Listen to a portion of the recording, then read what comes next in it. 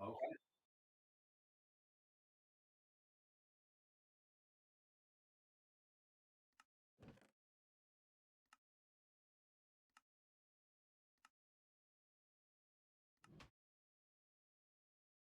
Mm. Click the touchpad button. Accept. I might see chat messages that might not be suitable for all ages. Ye gods.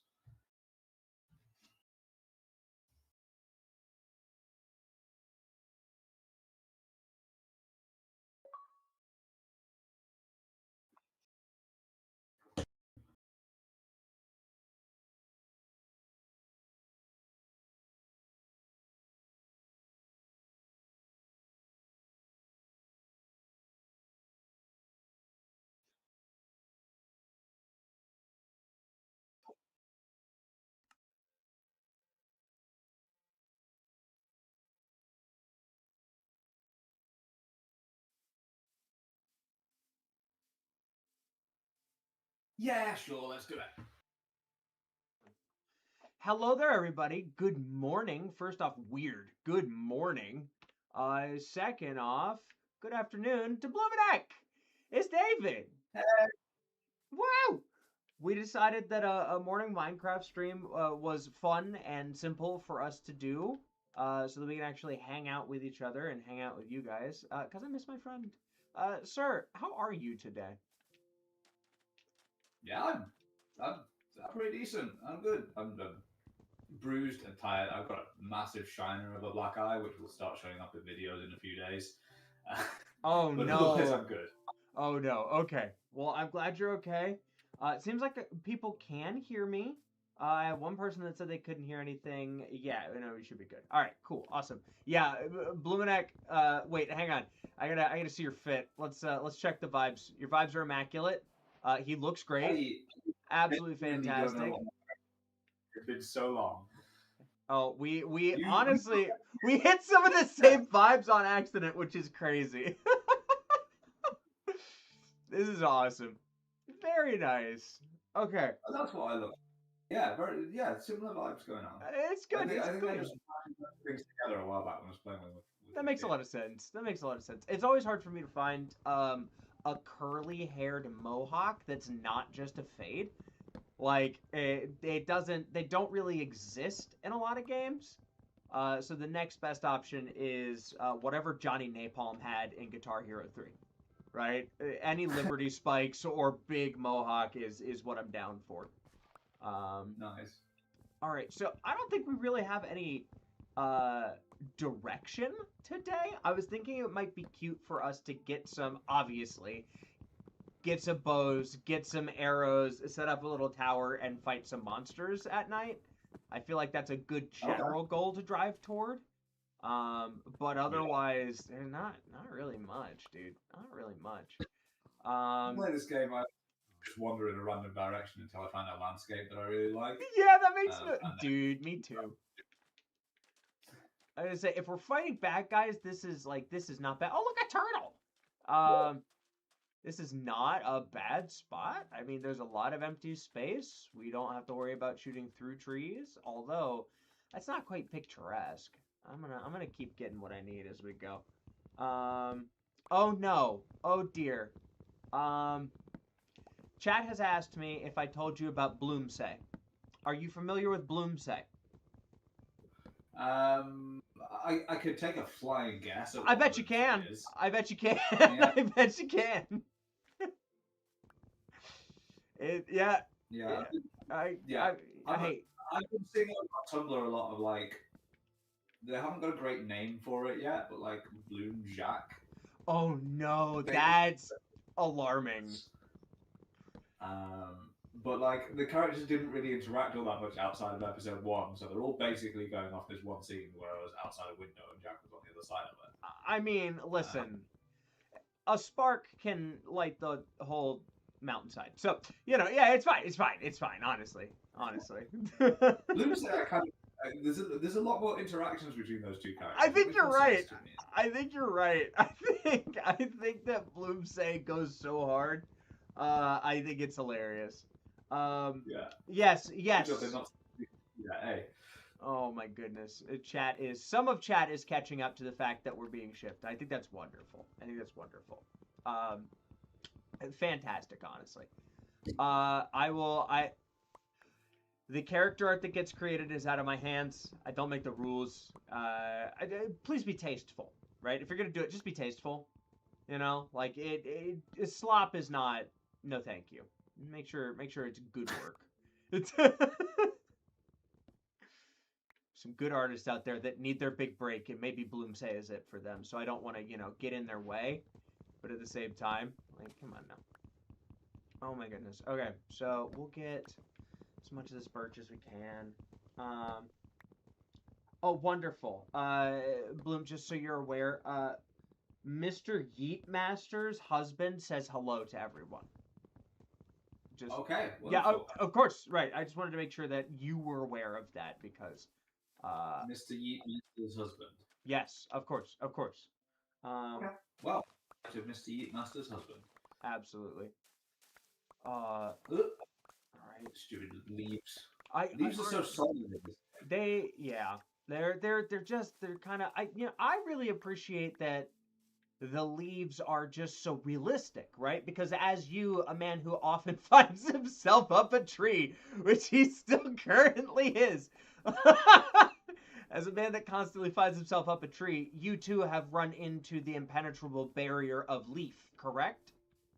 Yeah, obviously, you can block roads with them. Yeah, it's kind of incredible. Like I support it. Don't get me wrong. Like, I think it's pretty cool that they sort of do stuff like this. Okay, I need to actually get food, and this cow is on the menu. I'm so sorry, brother.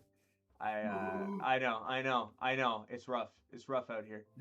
Those trees don't be dropping many apples. That's true. I was gonna say if we could get apples or something like that, I think I would still go after the cow. Let's see. Oh no! Ow. What happened? Are you okay? Who hurt you? Yeah, I missed my jump. I fell out of a tree. It'd be like that. Of course.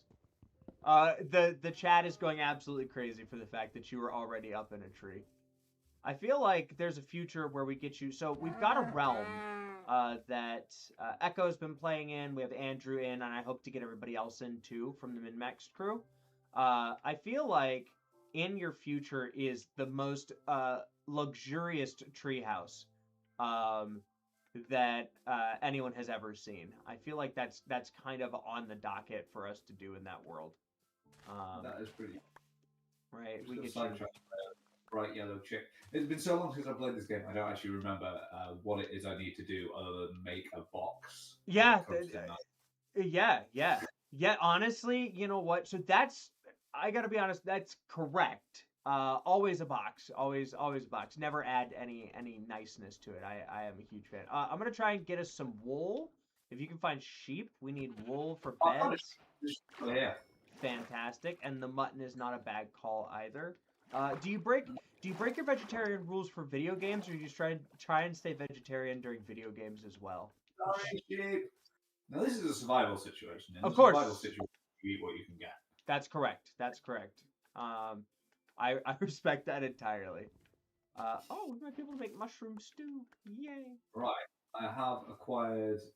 How much wool have I acquired? This menu is terrible. 2 wool. 2 wool. Okay, vibes. I've got to grow. Bloom needs a crossbow. Only if it's a repeater, automatically reloading crossbow that he can hold upside down or reverse grip. I believe that was your exact stipulations, right? You said, I want a crossbow only if? Yeah, that's exactly what I said. Okay, I thought so. I listen. I listen. Right, I'm like poisoned by bees. Oh no, did you find the bees? Yeah. Wow, that's crazy. I picked it up. It was great. They get grumpy at you. They definitely get grumpy at you. So they're peaceful until you hit them. I've not really encountered bees in real life that poison me for half of my hit points after a single sting. Sure, you must not be allergic. That's crazy. That's I get a bit of a swelling, but that's kind of it. Okay, let's get this. Right. Oh no, someone yelled "not the bees." Oh gosh. Yeah. Nicolas Cage, that legend.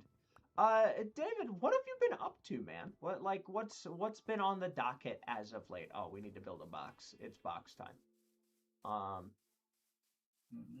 You just have to sit in the box. Is that kind of the you just sit there and wait, right? I mean, yeah, pretty much. We can do that. We could get really crazy and we could just survive the night. Give that a go. Like, Yeah, why? yeah, all right, cool, bet. I'm gonna get this sheep. We're gonna send it this first night we're going for. But yeah, what have you been up to, man? What have you, what's been going on in the world of David? So stuff. Sure. Things are ramping up to get very busy. Like end of August and beginning of September is kind of like fair season here. Sure. Okay. So yeah, I've got like a week. I've got the end of this week and then next week to get as much content filmed as I can. Sure. Because right after that, it's going to be pretty busy. It's going to be hectic. There's been a bit of prep for that, a bunch of training for that. I've been trying to wrangle a bunch of admin things because I kept doing this thing where I would like set myself projects that I was going to do going forwards, and then it turns out that you then have to do the project, which is great, but they usually require a bunch of admin as well as just enthusiasm. Sure. The enthusiasm I have reasonable amounts of. Of course. But then, yeah, there's logistics and then wrangling other people. So this armor project that I'm doing. Yeah. Wrangling multiple craftspeople at the same time. Yeah.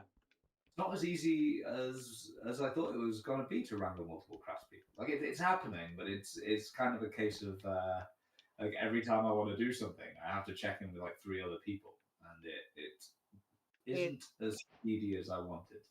But no. Okay. There we go. I feel like it slows down the process ever so slightly. Yeah, just a wee bit.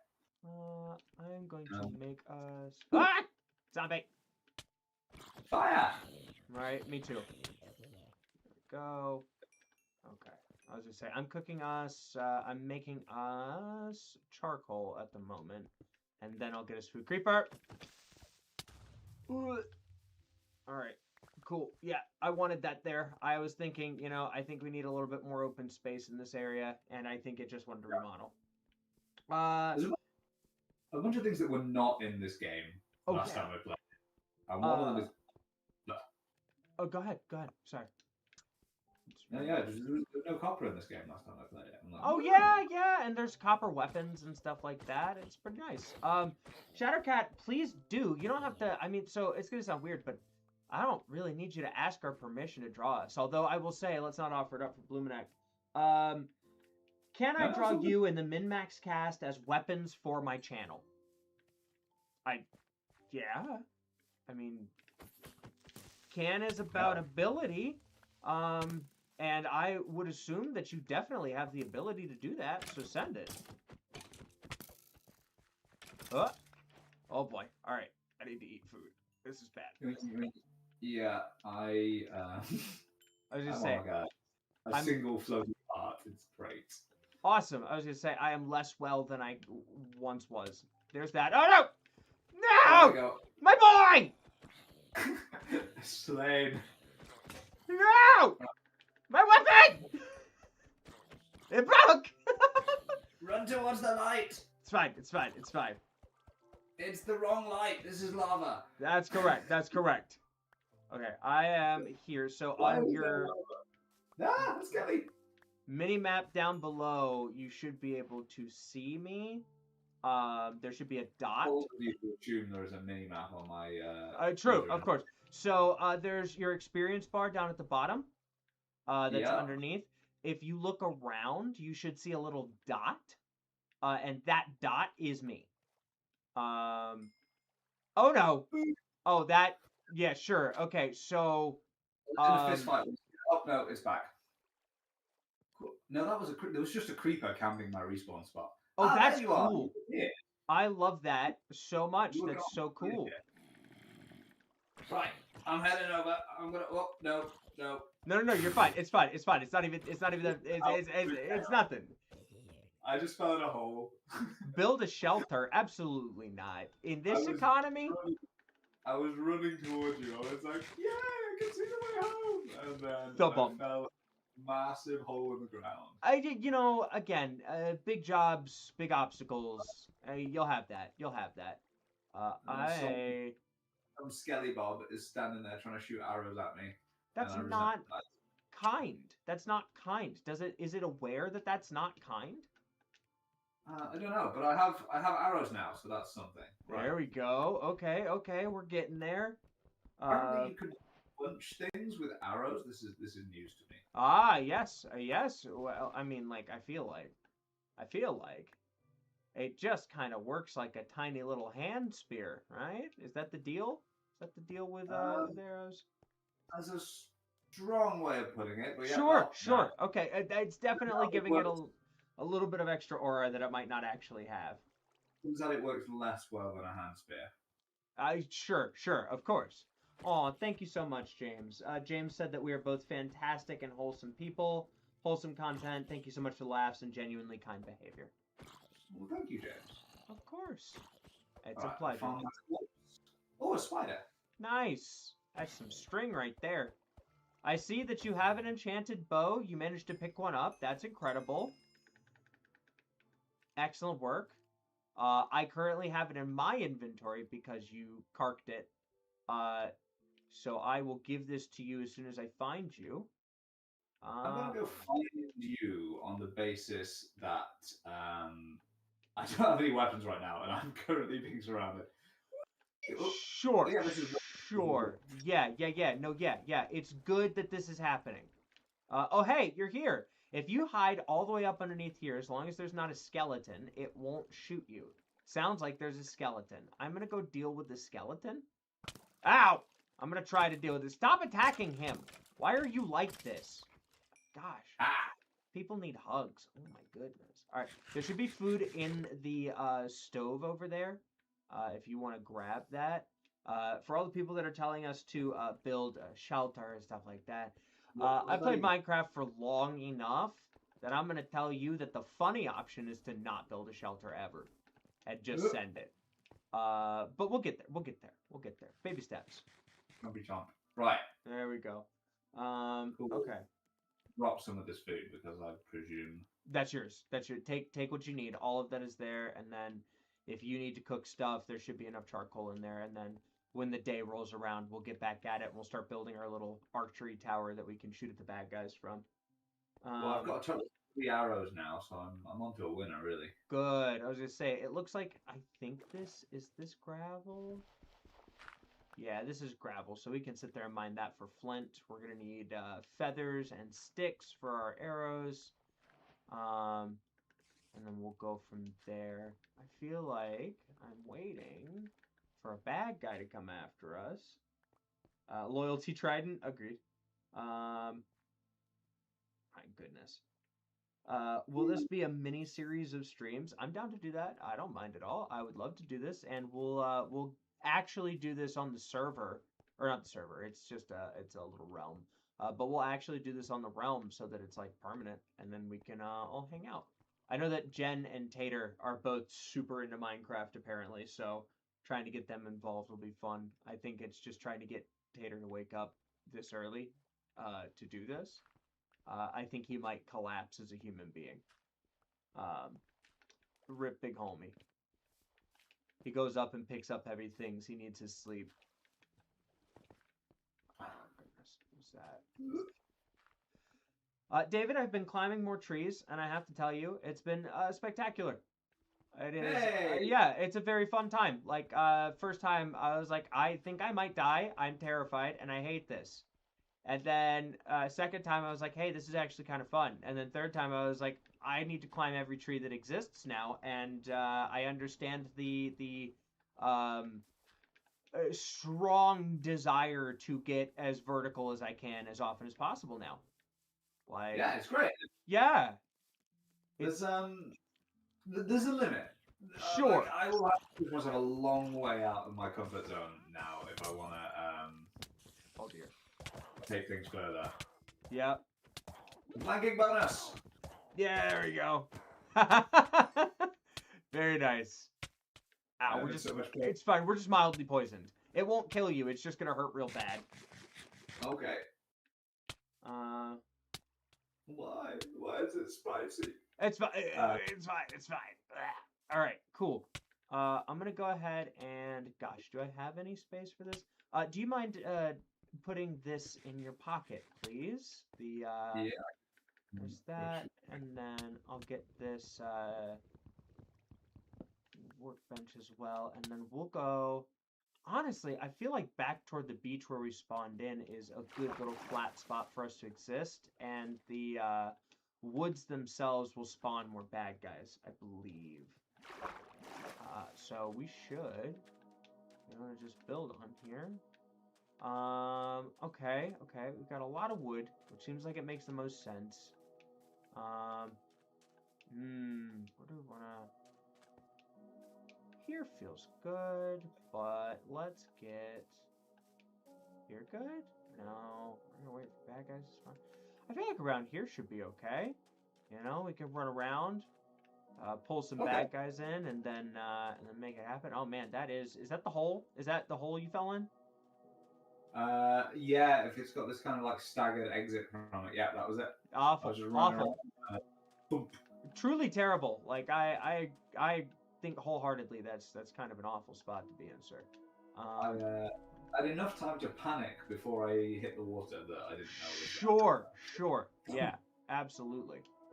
If you'll put that furnace down over next to this workbench when you get the chance. Yep. Let's check in with chat. How we doing?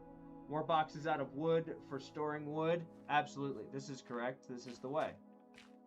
Minecraft is a game about storing things and getting things to store, as far as I understand it. Let's do...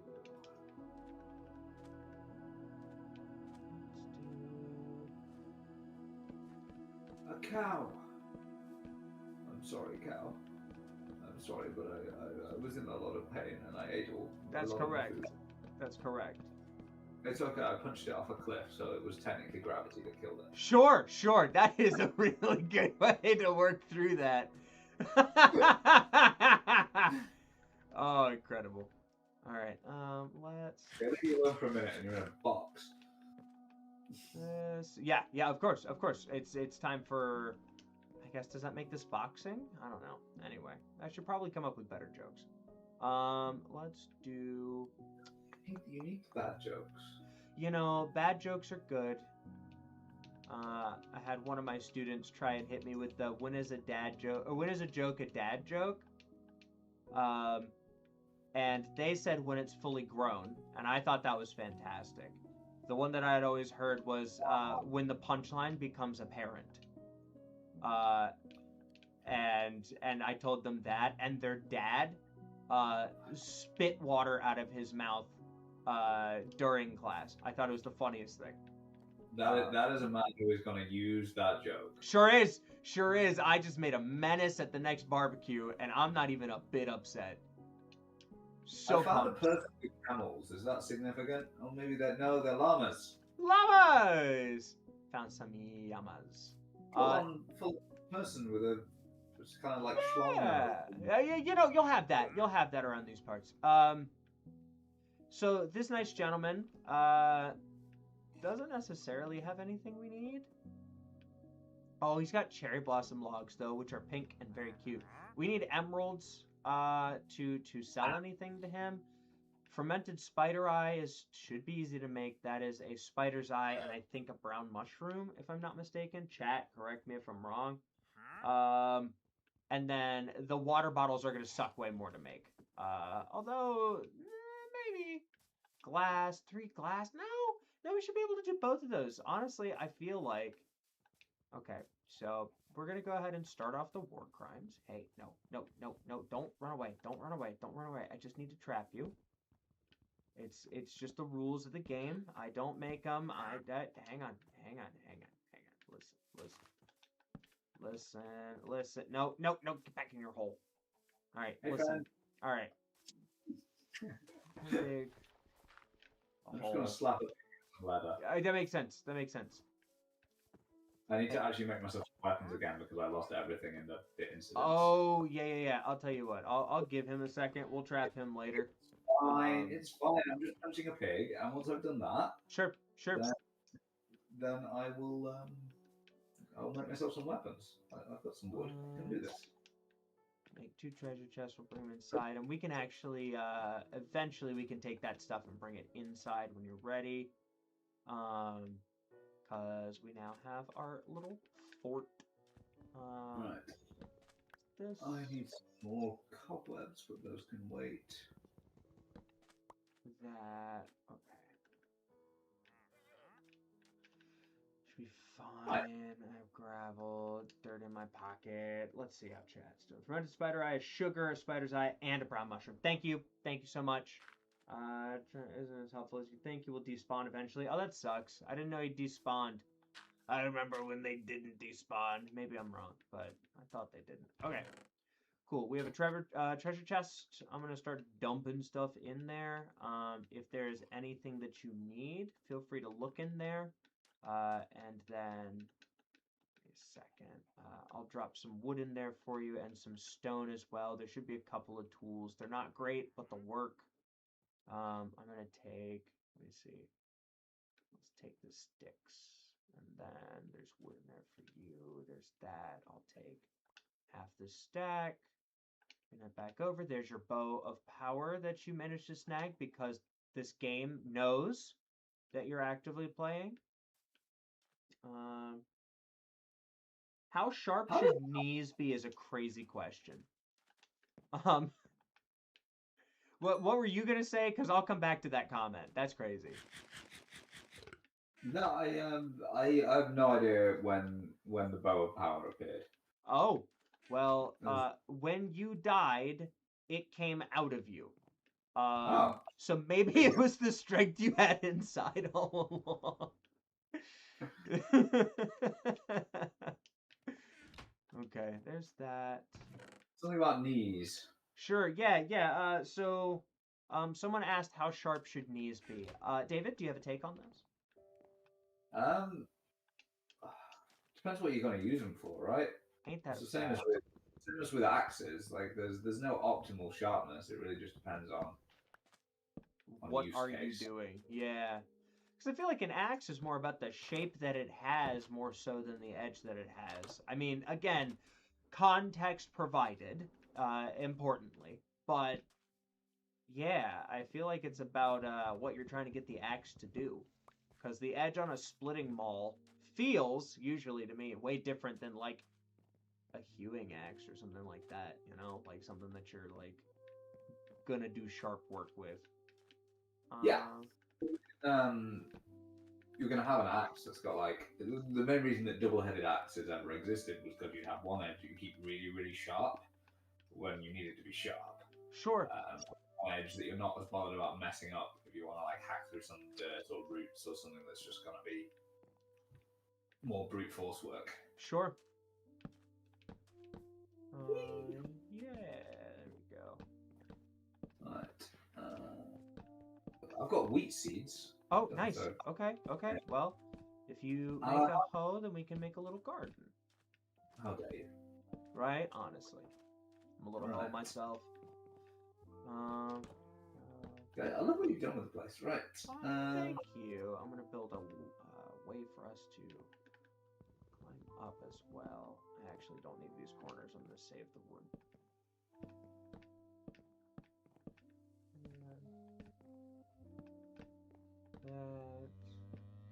Love the music in this game. So pretty, so calming. This. Go up. One more. And that. I'll build my stairs. And we'll get some glass for windows and stuff later. Okay. Also, if you have the time and ability to go snag some more wood from the trees, We need to make Yeah. some more charcoal, and we need more torches. Because it's about to get late, and we're going to survive tonight. Like, we'll be okay. This will be good. What's this? And then... Let's do... Yeah. Let's go ahead and seal the whole thing off. This tree already fell over, so... I mean, obviously. Yeah. It is still being accused of you that you are Fae trying to blend into modern society. How do you receive these allegations? Look, I can neither confirm nor deny any allegations of faetude. Of course. That would be ridiculous. But I think it's kind of ridiculous to suggest that I'm trying to blend into modern society. I think that... Would it not be a good costume to be a performer? Like, I mean, would that not be a fantastic cover? Because then all of your amazing feats of magic are just expected of you, right? Like, is that how that works? Maybe. Maybe. Of course. Honestly, not me. I don't know. That's why I asked. I said, how does that work? So, like, you know... Somebody had that idea. That would have been maybe a good idea. I'm just putting... listen, I've never seen you and another Archfey in the same room, alright? But that doesn't mean that you're the same person. Like, that's crazy. Right. Let me... Do we need another furnace? Is that a helpful Honestly, thing yeah, I feel like at this point another furnace is not a bad call. And we'll start cooking ourselves some charcoal. Unfortunately, all the stone that I have is in fact gravel, so... I've got it. I think we've got 8 left. Yep. Let me go ahead and... bonk. There you go. And then wood in the bottom and wood in the top, and as long as it's unrefined, we will make charcoal. He's an elf pretending to be a guy pretending to be an elf to throw us off. Nah, that makes sense. That actually makes a lot of sense. Block starter house for sure. Listen. We gotta, we'll make it work. This is the vibe. Let's do. Okay, we need to do. I'm gonna do a ladder because I feel like that just makes more sense for the space that we have and the confines within. Let's do ladder. We'll have this run where I want this to go. Run this. This side feels good. Get rid of this. I'm just enjoying. I realize people can't see my face right now, which is probably a good thing. The big eyebrows, as I mentioned earlier, but I'm just enjoying you like methodically approaching a thing that I'm just like running at chaotically. Don't worry, there's still just a healthy dose of chaos involved for me too. Okay, cool. This should be a good spot for us to exist. What I'm going to do is I am going to get even more wood for us. And then... Okay, I'm currently burning some charcoal. Perfect. There will be 10 charcoal in a little bit, so we can make some torches, I presume, is the next step? Yeah, torches would be great. And we'll run them inside the house, and we can have a couple on the outside for some light. And then what I'm going to do is I'm going to make fences. And oddly enough, if you put fences around the outside of this as a base layer, what you can do is shoot down through the gap in between the fencing while not falling to your death when you stand out technically off of the base.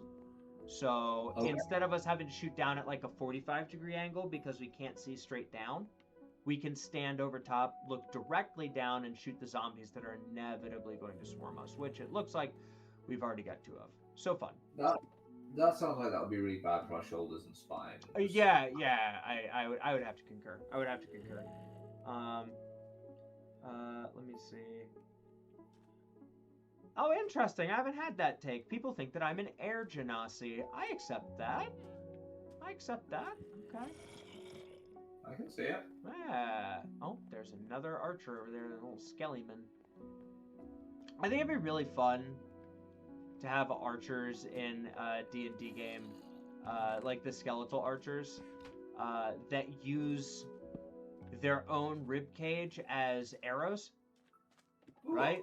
Yeah, right. I mean, they don't need them, right? They're technically just animated bones, so they shouldn't have to have them. They, as long as they have their spine, they can kind of stand.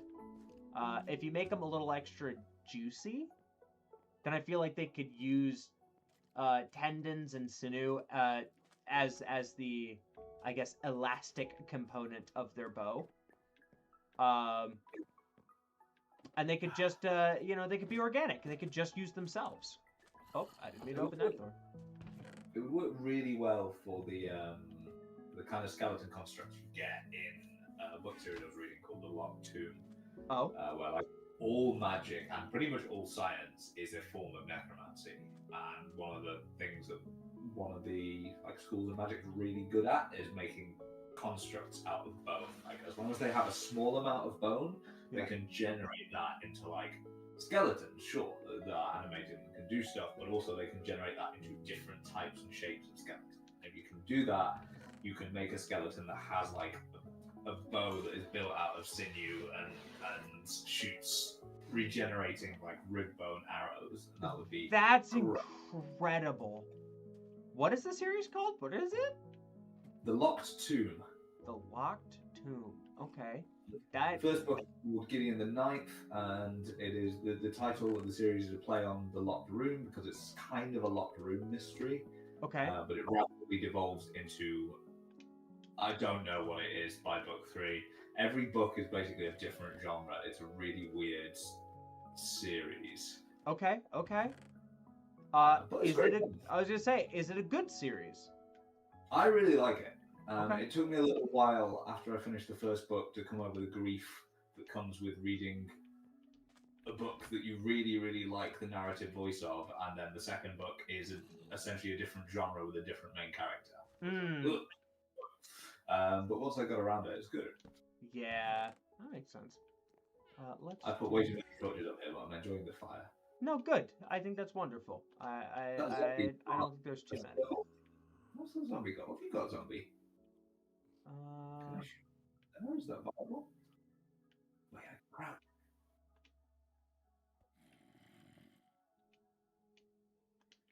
Okay. Oh, good shot.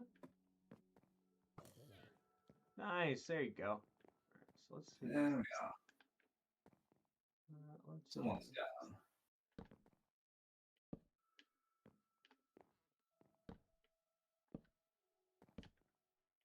So if you stand on top of the fences that are out here, you should be able to shoot down. And as long as you're crouched, you still don't fall off. So you should be good. Nice. There you go. And then I'll do that, and I'll run it around the outside. And then, what are technically, so top of the castle, outer wall, parapet, right? Is that what that is? Okay. Yeah. Like the little ridges in between that are used as cover from ground faring archers. Do those have a name? Trenellations. Trenellations, thank you. I appreciate knowing this. I will make our trenellations later. What are they gonna be made of? I have no idea yet, honestly. I know how to make two sticks go together to make a different kind of stick. That's my kind of tech in this. I mean, so to be completely candid, that is the best type of tech. I cannot argue. Oh no. Okay, so I've been informed that the person that was drawing people as weapons drew Tater as a gun. And I think that, oh boy. To be fair, later lore, that's really funny. Yeah. I should say in Tater's interest, because he's not here to say this for himself, he does have a weapon specialty. He does. Because he's reasonably proficient with a throwing axe. He sure is, like in a way that's kind of spooky, actually. Like, And we never actually have any around for him to mess with. But we need to like. I'm gonna make sure I've got some for him next time. I agree. I think it'd be really cool to like get. I know that they had those large archery foam targets at Dark Hour, and if we can find more of those, then or more blocks, then I think it'd be really cool to set him up for. You get a zombie behind you. I think it'd be really cool to set him up and let him throw some axes and teach people to throw axes, because Yeah. while like some of us have had some experience with it, I have gone axe throwing exactly once. It was fun. I enjoyed it. I got like 5 throws in and then had to be done because it was at a convention and paid like $10, throw 5 axes and then be done. But it was really really fun when I did it. And I feel like once you learn your particular distance, you can kind of nail it. Yeah, that's generally been my experience. Is that like you can get pretty consistent until something changes. Right, right. But I find it very fun. I know David loves his knives, but Yeah. Throwing axes is cool. I love the thunk they make when they hit the target. They really do hit with an alarming amount of force. It's like, oh, that sucks. That's like, I know that that's gonna split wood. I would be really confident that that splits a sternum. Like, that sucks. What is this? There's a giant. There's like a shadow man. Oh, that's an Enderman. Don't look him in the eyes, and you'll be fine. Okay. He will not hurt you if you do not look at him. Honestly, same. That's the turtle. I'm gonna leave the turtle. The turtle seems chill. Turtle is vibey. Turtle is vibey. Yeah, we love the turtles. Also, they don't produce any food. Like, they don't make meat or anything. Unlike these piggies. Correct. That's correct. But I don't actually need to slay some piggies right now. What I want to do is find some more flint. Do that.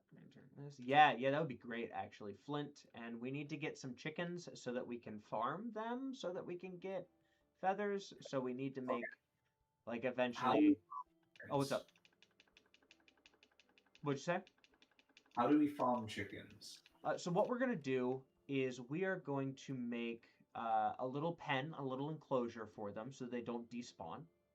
If you have seeds in your hand, like the wheat seeds, they will follow you, and you can literally just walk past a chicken and have it follow you into the pen.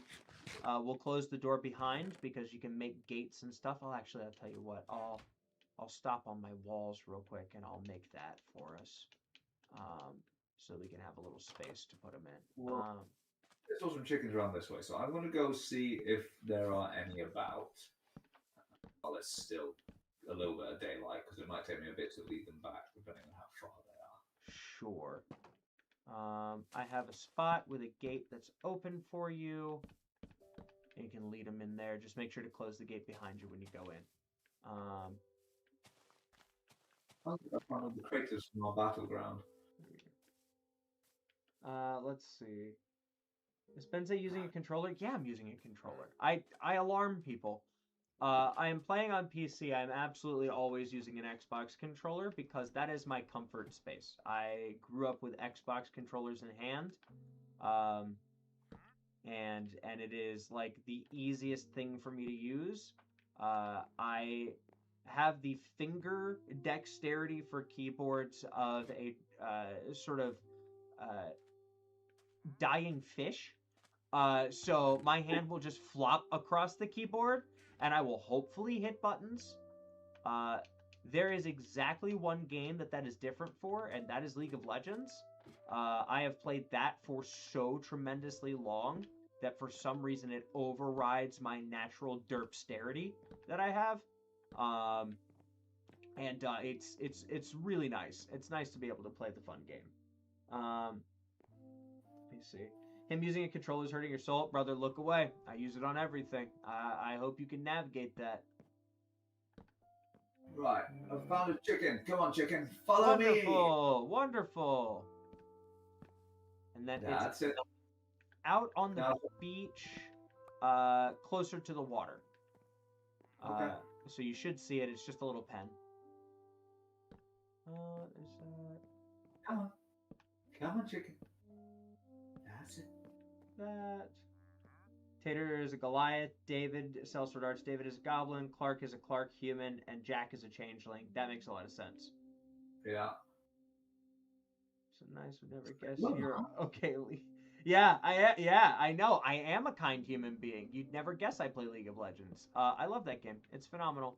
And I main Come on. support, as you can probably tell by the fact that I'm not toxic. Let's see. Right, I got a chicken. Wonderful. Okay, and then you can leave, and then we need Leading it on. as many chickens as we can find. Right, well, go back to where I found the chicken and see if I can find another one. Yes, sir. I'm continuing to build our safety. What was the word for the barriers in between? Crenellations. Crenellations. Thank you. Let's see. Ooh. This. No use for you, cow. Cool.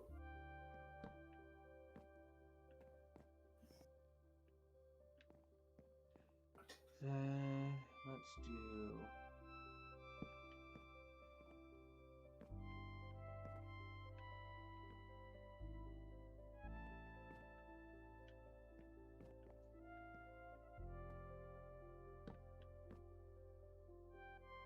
Sprinting through the wilderness here.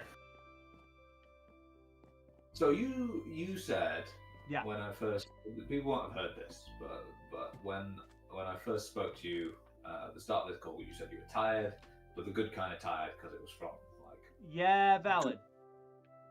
What's going on? Oh gosh. Let's see. I just got 2 new lights for the dojo. I'm super happy about that. And at this point, it's been a lot of figuring them out and learning how they work, so that I can start to set up some really nice high quality videos for especially the ice block smashes. Because now that I've got 2 fairly nice studio lights, I can do some really cool stuff with lighting for my trick shots. That also allows me to start recording slow-mo footage indoors, so that I'm not dealing with the flicker from the lights that I currently have, and I don't have to play with the sunlight. So figuring that stuff out has been a lot. Also, it's the pre-tired before a very busy season as well. I've got a couple of fire spinning gigs that are coming up that I've been invited to go do. Super happy about that. It's something that I've wanted to do more anyway. So I get to go spin fire and get paid for that, which is always fun. Getting prepared for a trip out to Raven's family's place. They're out Pennsylvania area, and we're gonna go visit them and hang out. So just kind of getting everything in order for that, doing all the packing and planning, and thinking, okay, when do we need to go? What do we need to have? My body takes the stress that I would have during the moment and gives it to me now while I'm planning, so that during that moment I'm chill. So it's the front loaded tired, but it's still a good tired. It's like, okay, I have to do this, this, and this. Boy, that's going to be exhausting. And then when it's time to do it, I'm like, okay, yeah, this is exactly as exhausting as I expected. We're good to go. Makes sense. Yeah. So it just planning. Also, with as much as I have grown accustomed to navigating the world with my ADHD, it is definitely a disability, and the sort of cognitive pieces that come with large-scale planning of events for myself, which, to be fair, this is like the first year I've ever really gotten to the point where I'm planning multiple months in advance, is taxing. Not bad in the slightest, it's just physically taxing, or sorry, I should say mentally taxing for me. So getting the hang of how to manage myself with sort of forward planning in mind has been a fun struggle and a welcome challenge, but definitely both. Oh, hey, more chickens, yay! I just get too. There we go. What'd you say? Oh, I managed to get 2 more chickens. That was Nice. Do you have food and do you need food? I've got some in the chest for you. I should probably grab some. There's 2 pieces of mutton down at the bottom left-hand corner of the chest for you. Oh, thank you so much for the donation, Galaxy Cat. I appreciate you. Hiding in the bathroom to send this. I also cut my hand. No, please fix that before you send this. Just wanted to say that you and Bloom are awesome and keep up the good work. Gotta go back to my machine, but I'll keep watching stream. Thank you so much, General Emily. I appreciate you. Greatly appreciated. There's that. Okay. Yeah, please take care of your hand. Oh my gosh. Someone said watching us play is giving them the same feeling as Slime Rancher. What? Oh, did I not have that achievement on computer? That's crazy. That's crazy. Yeah, I hope your hand heals quick. A bunch of fidget toys I've discovered that work really well for me. It feels like a mini meteor hammer. Okay, that sounds great. Suki Koari? Is that how you say your name? That's a fun name to try and figure out on the fly. I've been thinking about sending a bunch of fidget toys I've discovered that work really well for me. It feels like a mini meteor hammer. I've been sending a bunch of you, not a bunch of them. Understood. Got it. Well, that would be wonderful. P.O. Box 944, Wilmington, Ohio, 45177. You feel free to send stuff over. I will happily mess with it. Please send, if you would like to be accredited, please send your name in there as well, and any socials you want me to tag, and I will make sure to yap with you about it. Yeah, he definitely has a mohawk. Blumineck has a dope mohawk, because of course. Oh my goodness. Mohawks are really cool. I just can't maintain one in real life because I don't like dealing with my hair on a regular basis. I respect that entirely. Yeah. Oh, hey, look. It's David. What's he doing down there? What's he doing down there? Oh, that's not good. Okay. Interesting story. I forgot to crouch. So, sure. Yeah, you will. Yeah. Hey, good shot. Ah, love my boy with a bow and arrow. My goodness. Way better having him on my team. Yeah. Right. There we go. Okay. I see a skeleton out there that might need an arrow to the face. Which direction?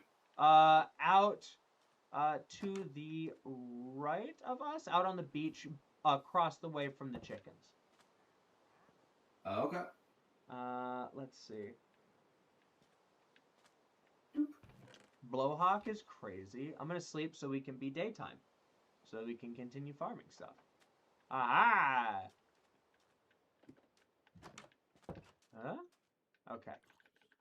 That's crazy. What, you just sleep and I didn't have to, and it just changed the time of day. Yeah, it's one of the cool things you can do in the settings now. You can set it so that a percentage of the people in the game have to be asleep for it to switch over to daytime. And I set it to 50.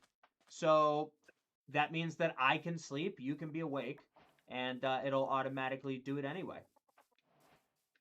That's cool. I think it's a really good setting to have.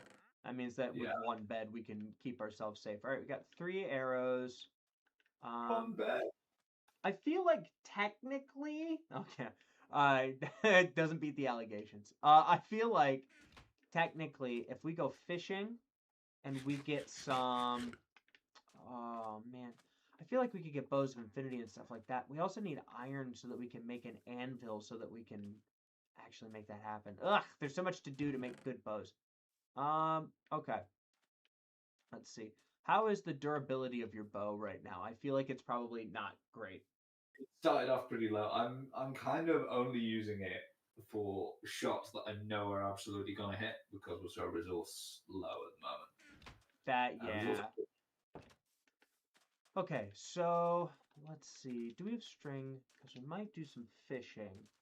We had at least one piece of string. I put it in the box, so I think it should be kicking around in there. I think we need one more piece of string, which means I'm going to go looking for a spider in the woods that hasn't despawned yet. We're going to see if we can find one. Let's see. But yeah, I mean, at this point, we need more flint. I believe that technically all gravel blocks can drop flint. You just have to mine them enough times that they do. I do not know if a shovel increases drop rate for flint. So I am just not sure. But I'm sure chat will correct me if I'm wrong. I mined um, most of the gravel in that area that we were in before, so I think we need to find some more gravel. I don't suppose you've happened to find the spider.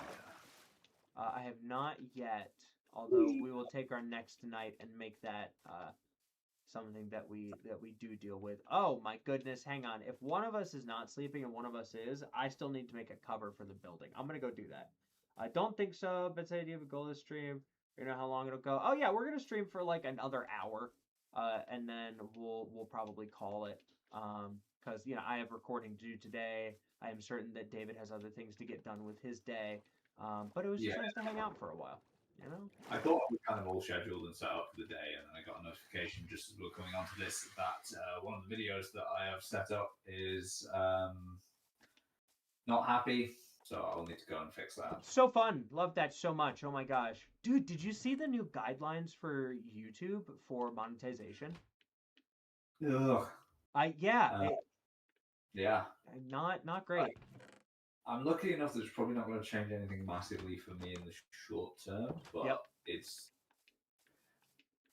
Yeah, like David said, I can see why YouTube might be wanting... Okay. I can see why I think YouTube might be wanting to up the barrier for entry. Yeah. I can see why they might not want as many people to be monetized.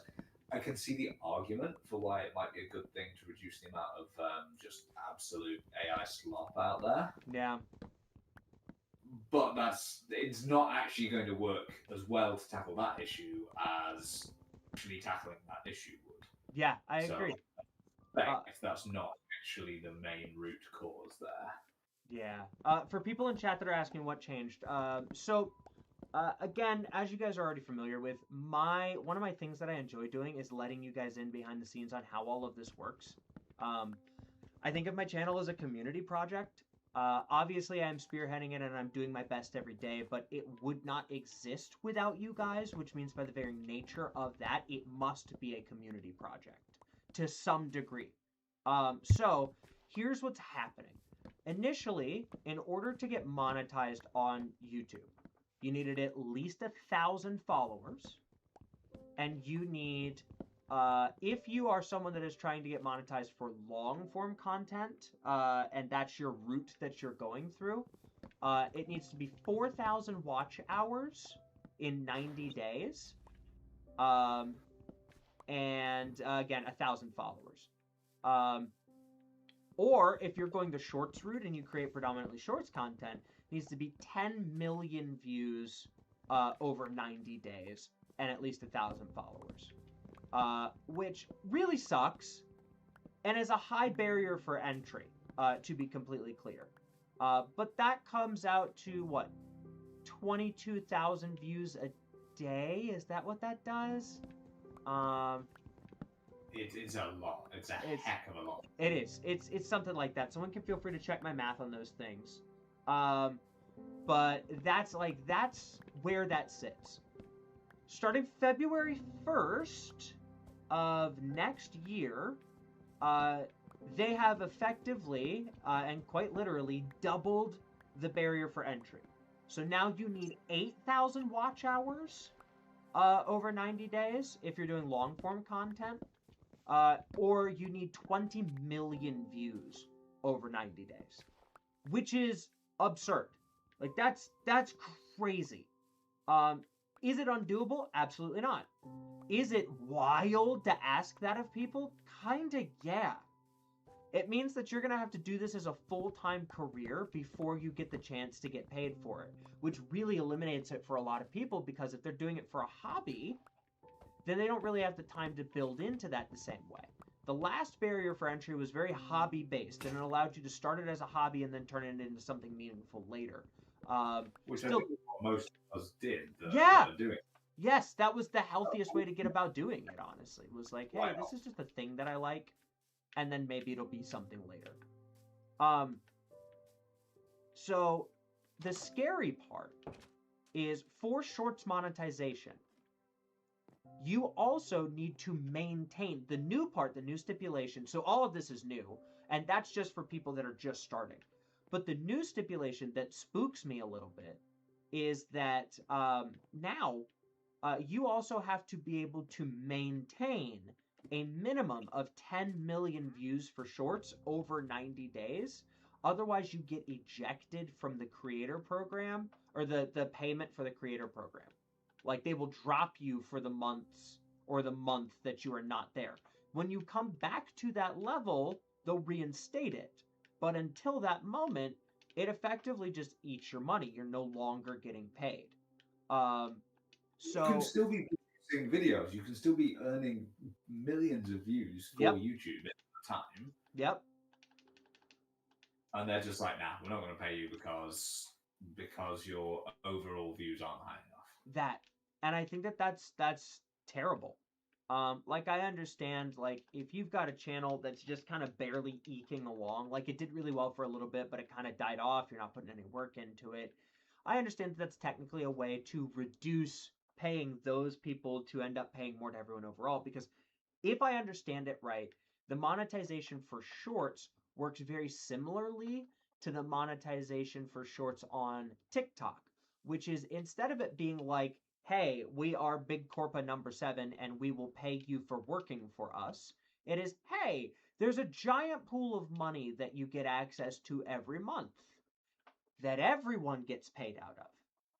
Once that's dried up, it's gone. So basically, what ends up happening is you will end up paying less people overall. YouTube, I should say, will end up paying less people overall, which means that technically we might end up getting more money individually. However, the problem is it takes the knees out from underneath people that are limping along and trying to find the algorithm again. And I think that that's terrible. I think that's genuinely awful because they're still busting their butts. They're still trying their best. Um, so yeah, it's really crazy. Uh, and I think the hardest part for me is Echo for you guys that know are online, but Raven is actively trying to build a social media presence so that she can start to do that and get paid for doing that instead of her normal 9 to 5, or at least as well as her normal 9 to 5. And they just said, hey, that distance you've been gaining, that you've been worried about not being able to achieve, that you just started getting closer to, we're going to double the distance now, and you're only starting the race. So I think it's really rough. I'm not necessarily a huge fan of it as a choice. I can understand why they did it. I again agree. I see, but I think it's a rough call. Also, they never explicitly said that they were doing it to combat AI. Yeah, that's just a guess. Yeah, I don't think they are. I don't think they have any intention of this being about combating AI, if I can be completely candid. I think that they are using AI and people's speculation of it being about combating AI as a cover for the fact that they're just trying to change their payment structure. That's really their intention. Um, and I think that that's kind of the end of their intention. It's just to change the payment structure. I can certainly see some valid points in what they're doing, but it just feels like they're consolidating their wealth a little bit and pulling up a ladder behind them. So yeah, it's not great. I don't love it. Yeah, it's also like, I mean, I haven't seen anything anywhere that really says with any degree of confidence that that they will in fact end up, distributing the remaining pool of money among the people that are currently already earning. Like They could just as well just decide not to do that. That literally, we wouldn't know. We have no control. We have no say. There's no like transparency over anything. Like you just get paid what you get paid, and you gotta be grateful for it. Which is and we're incredibly lucky to be able to make this a job. It's something that so many people would absolutely love to be able to do, and I really appreciate that. Yeah. But there's no there is no transparency from YouTube, so they could just go, no, actually, we are not. We're not handing this out to anyone, and they wouldn't have to say anything. Yeah. They would just no one to answer to. There's not like it said lovingly. There's not a union. Like there's not like a group of people that are like, hey, don't be doing what you're doing right now. And anybody that's tried has gotten their channel deleted from existence. So it's kind of awful. Will we roll with the punches? For sure. Like that's the deal, because I think it's one of the things they count on. I care more about my audience than I care about how YouTube is currently making me feel with their choices. Right?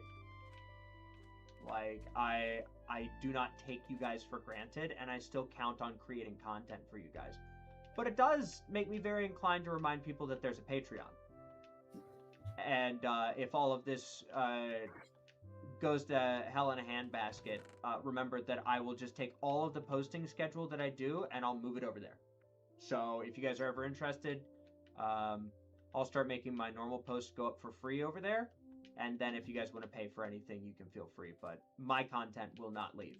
There's no way. But yeah, man, it's just, ugh.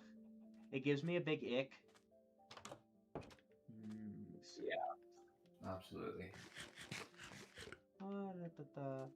I've noticed you've had your significant other in more videos lately, and that makes me very happy. This is good to see.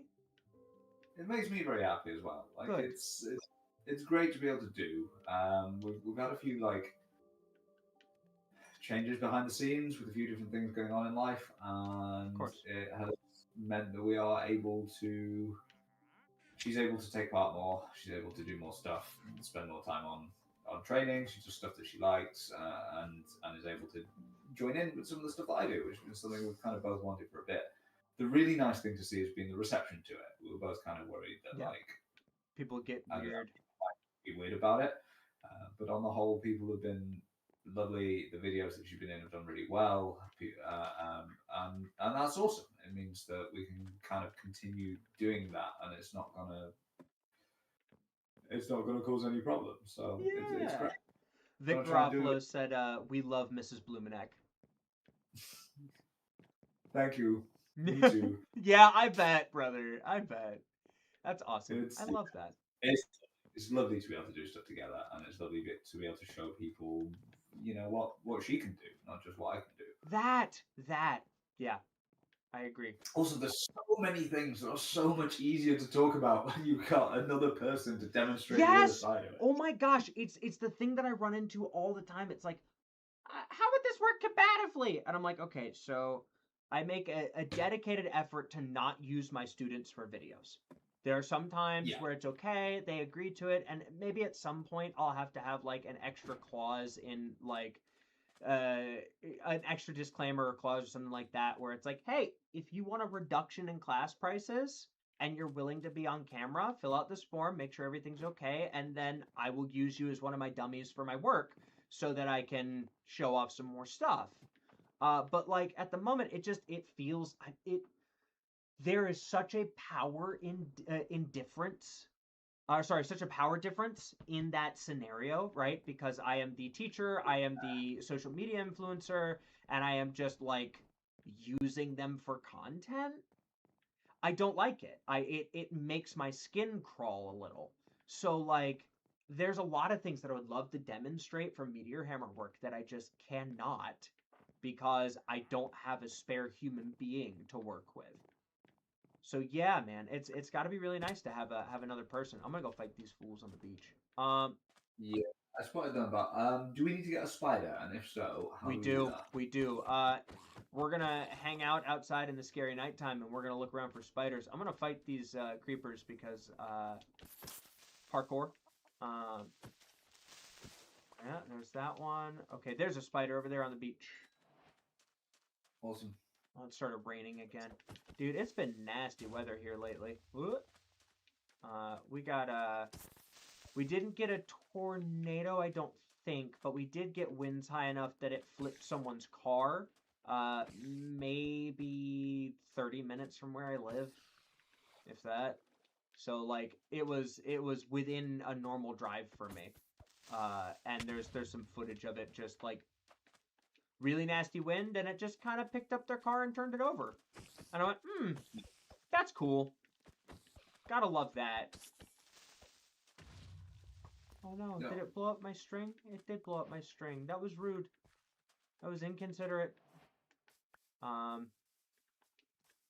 gosh, so I was just talking with one of my students about enjoying storms and enjoying the weather. When it gets like this though, because it's pretty to look at and pretty to watch.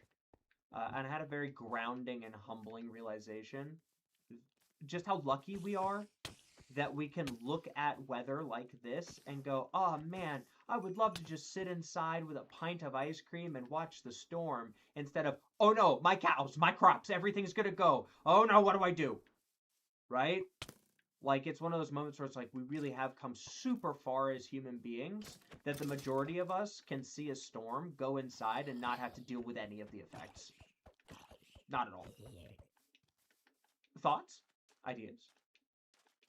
Yeah, there's so many things like that in life. That like the moment you take a step back, you're like, oh, hang on, this is new.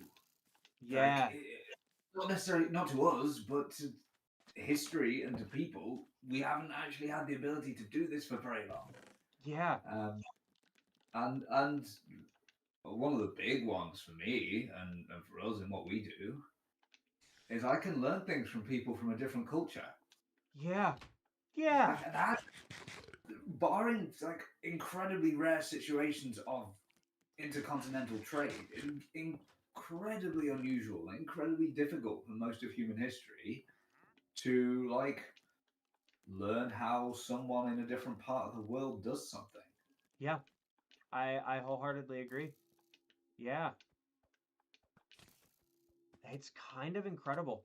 I think it's something that's it's one of those things that we take for granted now, which is equal parts really, really good. I am glad that we are able to take stuff like that for granted.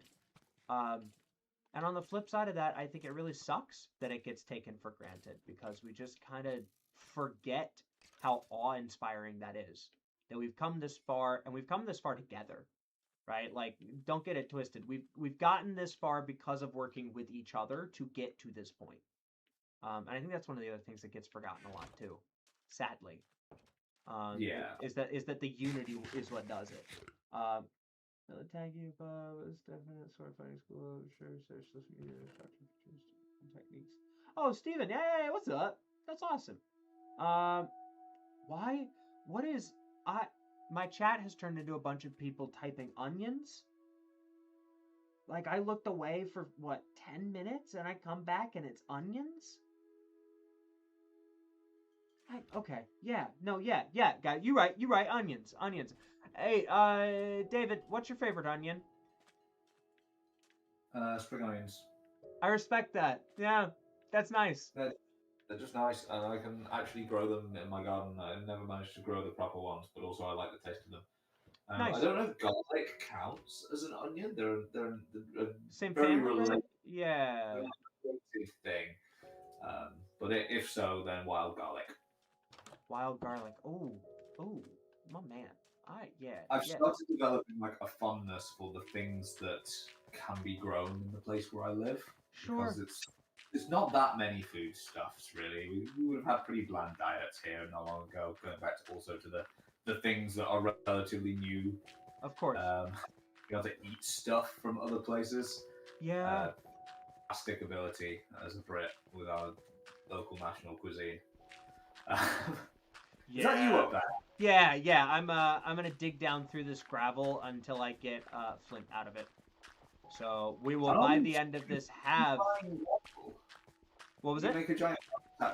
You're making a giant gravel tower and then remining it essentially. Yeah, yeah. I'm gonna do that over and over again until all of the blocks give me flint. So from that, I got 5 flint. And I'm literally just gonna go and do it again.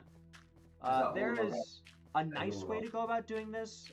If you place a torch underneath gravel as it's falling, it will automatically break when it touches the torch. The problem is I can't necessarily do that safely because I will fall and die. I can do that, and then you can gradually. Just... That's true. That's true. I sure could. I could fall and die as you do it. That'd be fun. Oh, there we go. Oh. Oh, that's so weird. Oh, that's so weird. It's trying to launch me off of it as it's... That's crazy. Alright, here's this. Let me build back up. I've ended up stealing a bunch of your gravel there. Good, good. That's okay. So, like, literally, if you mine out the bottom one with your hand and place a torch, it just mines itself. And then sometimes that'll be flint. Here we go. Hup, hup. Oh, it doesn't turn into flint? I've had it turn into flint in the past. Maybe it goes away now. The torch trick never gives flint? That's crazy. That's depressing. All right. Well, then, I stand corrected. It seems like it's time to shovel our way through it. Yeah. Do you need a shovel? I should have made a shovel before doing this. I've got one. I've got a spare. Give me a second. I'm going to throw it down at the bottom of your stack of gravel. There you go.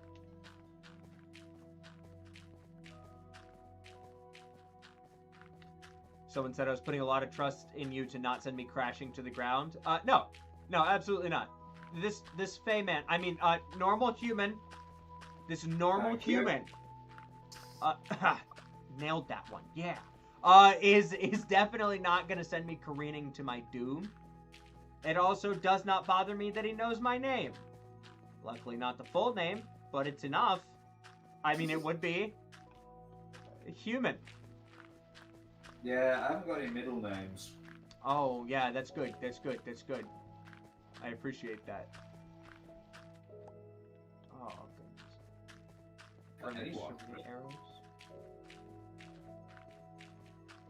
It was occurring to me not long ago that we've done the very stereotypical guy thing.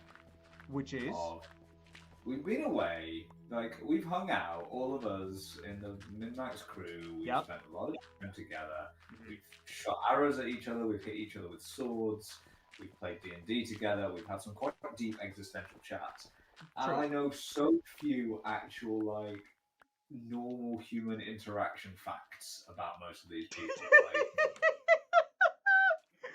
Like, I don't know anything about most people's parents. I know a bit about your parents because you actually talk about that kind of thing. But like, just the normal stuff that you'd know if you. Yep. If you were. Brother, you got me dead to rights. I agree wholeheartedly. Yeah, it's like it's definitely one of those where it's like, hey, I would absolutely shield this person from a bullet. What are their parents' names? What do you mean, what are their parents' names? I don't know. What are you talking about? When's their birthday?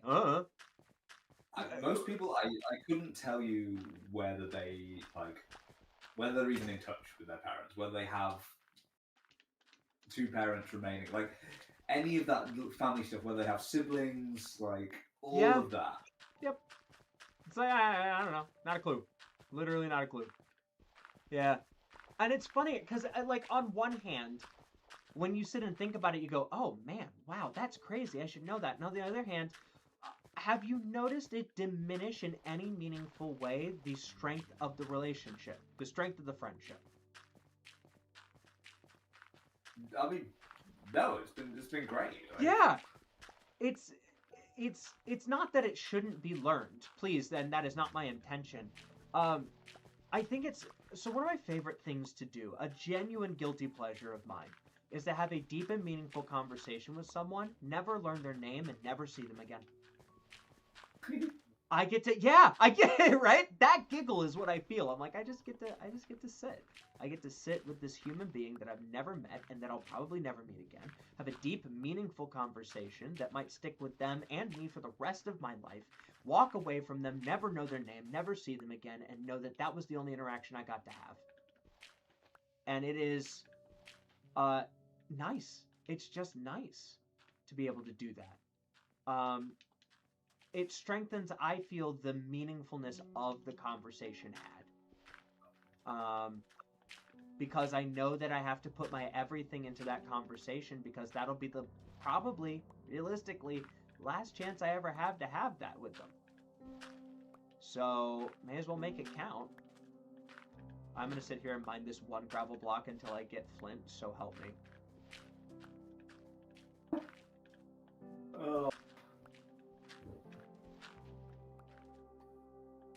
Wow. Someone in chat is being absolutely rude.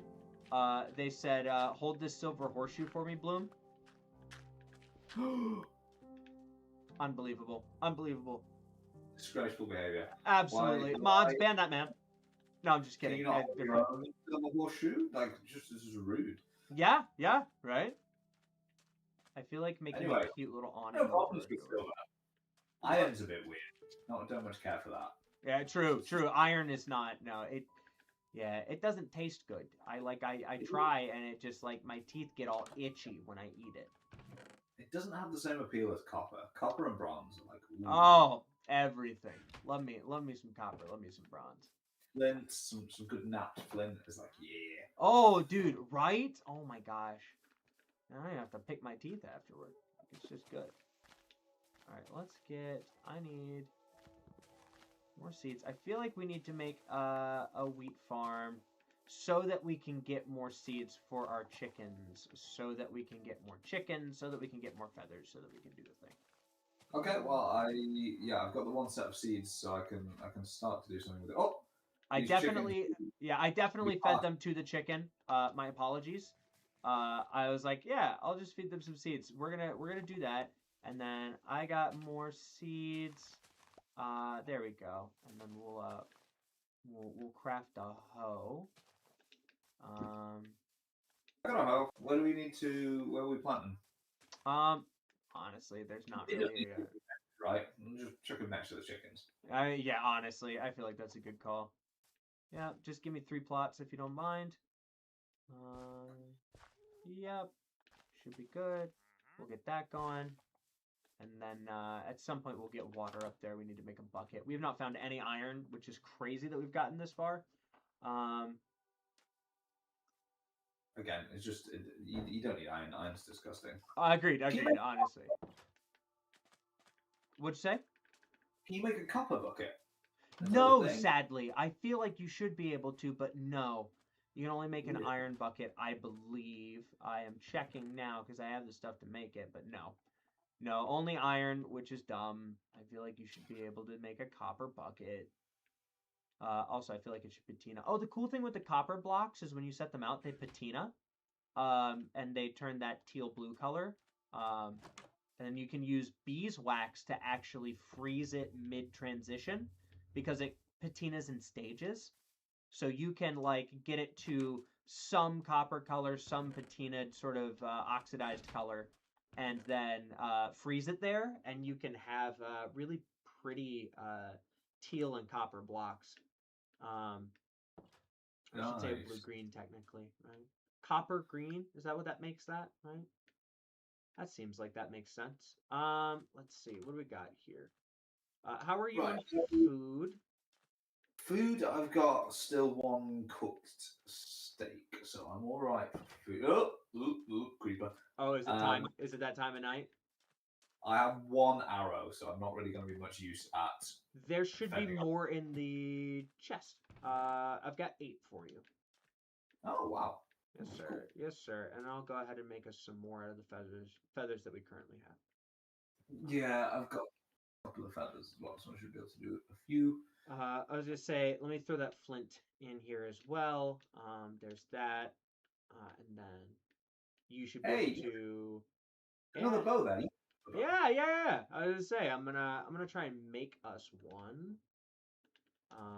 so that we have like at least one bow that's not going to immediately snap in half when it gets used.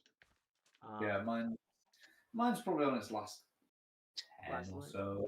Sure. I'm gonna make that fishing rod too, so that if we decide we want to go fishing for legendary stuff with enchantments and fun stuffs, we can use it. There's that. Sticks You are can fish there. up Yeah, things. yeah. You can fish up enchanted stuff. And you can get fishing rods with luck on them, luck of the sea, and then that gives you an increased chance of lure increases how likely things are to bite your lure, and then luck of the sea increases the likelihood of getting rare items out of the ocean. So you can like start to pull out like some really cool stuff like bows of infinity and stuff like that from the water. And then you get an anvil, which should be 4 blocks of iron. Each one of those is 9 iron ingots, and then another 4 or 3 ingots after that, I think. And then what you can do is you can combine the bows together, so you can make really, really good bows that have like mending and infinity, so they never run out. Actually, I don't think you can do infinity and mending anymore. I think they like were like, hey, that's kind of broken. But you can make some really good bows and just fish up the stuff for it, and then never run out of arrows, and that's pretty nice. That's awesome. All right. Never running out of arrows would be such a hack. I I understand yeah. track ammunition in D&D, but to me that just takes away from the absolute joy that is finding a magic weapon that never runs out of arrows, because that is I agree. I honestly agree. would just become a lot smaller. Yeah. Yeah. I think Arrows that. Oh, go ahead. Go. no, arrows is one of my main costs, so Yeah, if I I can bet it is. Oh my gosh, I bet it is. How much do you spend on arrows? What is your time frame for that? A month? I don't fully know, if I'm honest. That's Um, a good answer. I spend a lot. I spend a lot on arrows when I'm running a lot of workshops. As Sure, I of course. break a lot of my own arrows, but I also like spec them for durability, Sure. more than accuracy in a lot of cases. But when I'm running workshops, I've got like up to 20 people shooting arrows, and some of them are going to break reasonably often. That's the deal. I broke your arrows, so like yeah, it feels like a thing that just kind of occurs when you have Yeah, inexperienced archers giving it a go. it also happens when you have experienced archers, and especially when they are doing dumb stuff. Sure, that makes sense. Uh-oh. Oh, it's time. Oh, careful, Blumineck. That is a phantom. Oh, what? A phantom. It attacks you when you haven't slept. So if you Oh, stay directly underneath this awning, you should be okay. If you step out from under the awning, it will dive bomb you. You should be able to shoot it when it comes down, and I will increase the size of the awning ever so slightly so that they have to really try to hit you. Give me a second. Let's make that happen. More fence in here. There you go. What'd you say? I did wonder what the awning was about. Yeah, it's those. They're like so fun. So fun. Love them so much. Really, really love them. I think that when they added those, my first words were, "Oh, those are cool," and then a terrible, awful scream as I got jump scared by one for the first time, and then I officially hate them. They're awful little bat things. Let's do this. Let's go out a little bit. There. There. And do you want that all the way over? Nah, that's fine. That should be fine. There, there. If I may ask you a fellow content creator question, how have your views been lately? The last month or no, month is a long word.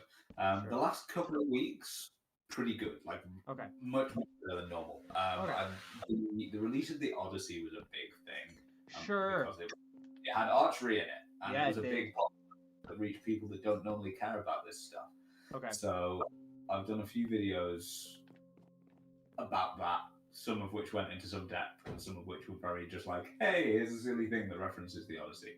So those have done pretty well. And then also, From where, brother? From where? It kind of came in diagonally. It was not coming at a steep dive. Okay. And then also like getting meat involved in some stuff Sure. has helped to. But like before that, like 3 weeks ago, I was starting to really kind of panic because things were just not reaching people, or people were not interested, or whatever it is. You never quite know. And yeah, I was getting. You start to panic. Well, I start to panic way before I really should. Like, right. I was really. It wasn't bad. It was just if that trend continued, it would be bad. Right. Sort of That's how I feel. Like that's where I am right now.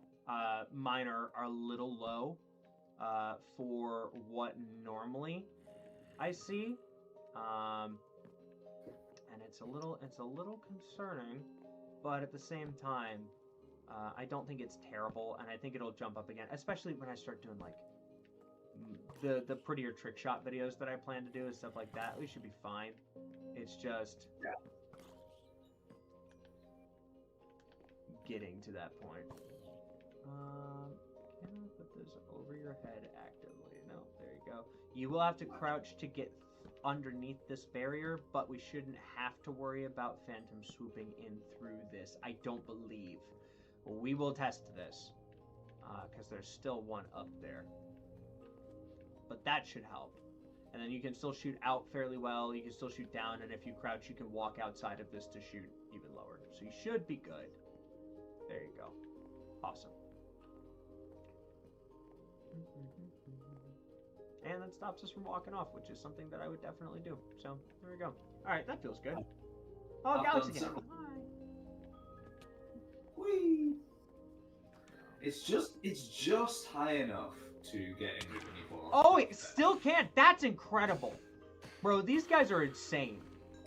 Wow. Okay, so it's still swung underneath this, and that's kind of crazy. That's cool. It's cool that they've got good enough pathfinding to do that. And they're not absolutely horrifying. It's not like a creeper doing that. Right. That that would be illegal, I think is the term. That would be rude.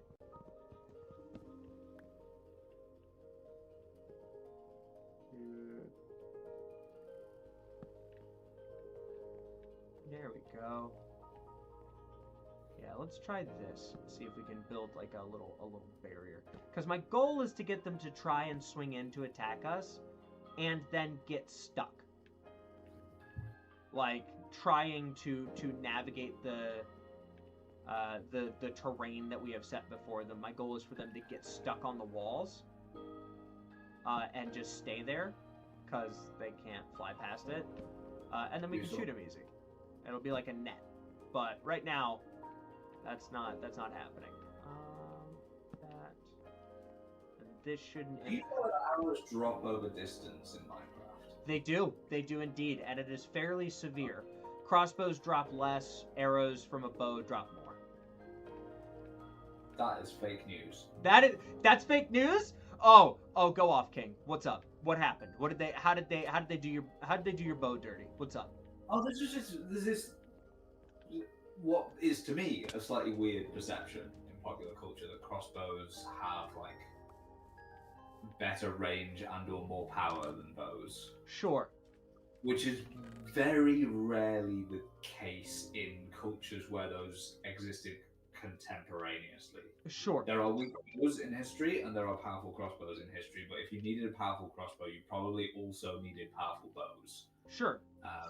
And because the sheer difference in draw length is the main thing. Like, if you can draw a bow of decent power back all the way to your ear, you've got 32 inches of draw length.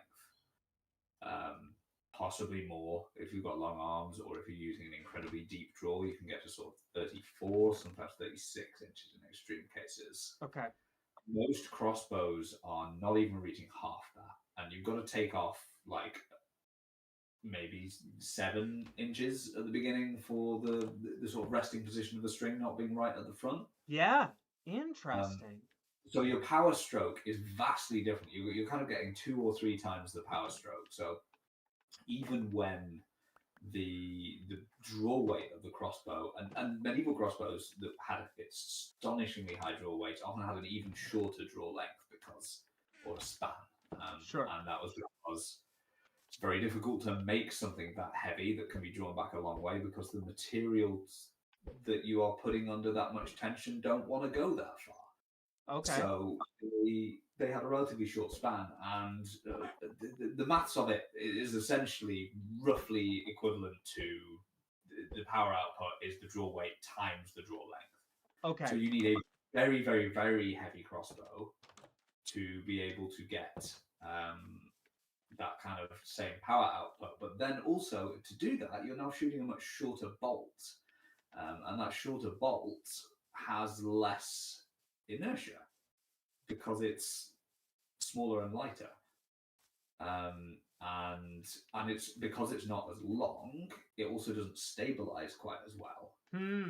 Interesting. The whole thing, generally speaking, these days a modern crossbow can be made that is more powerful than those that you can use and that has longer range. But historically speaking, the technology they had, crossbows did not outperform bows in any meaningful sense, for like all values being equal, except for the fact that you could pick up and use a crossbow within a few hours of training. Sure.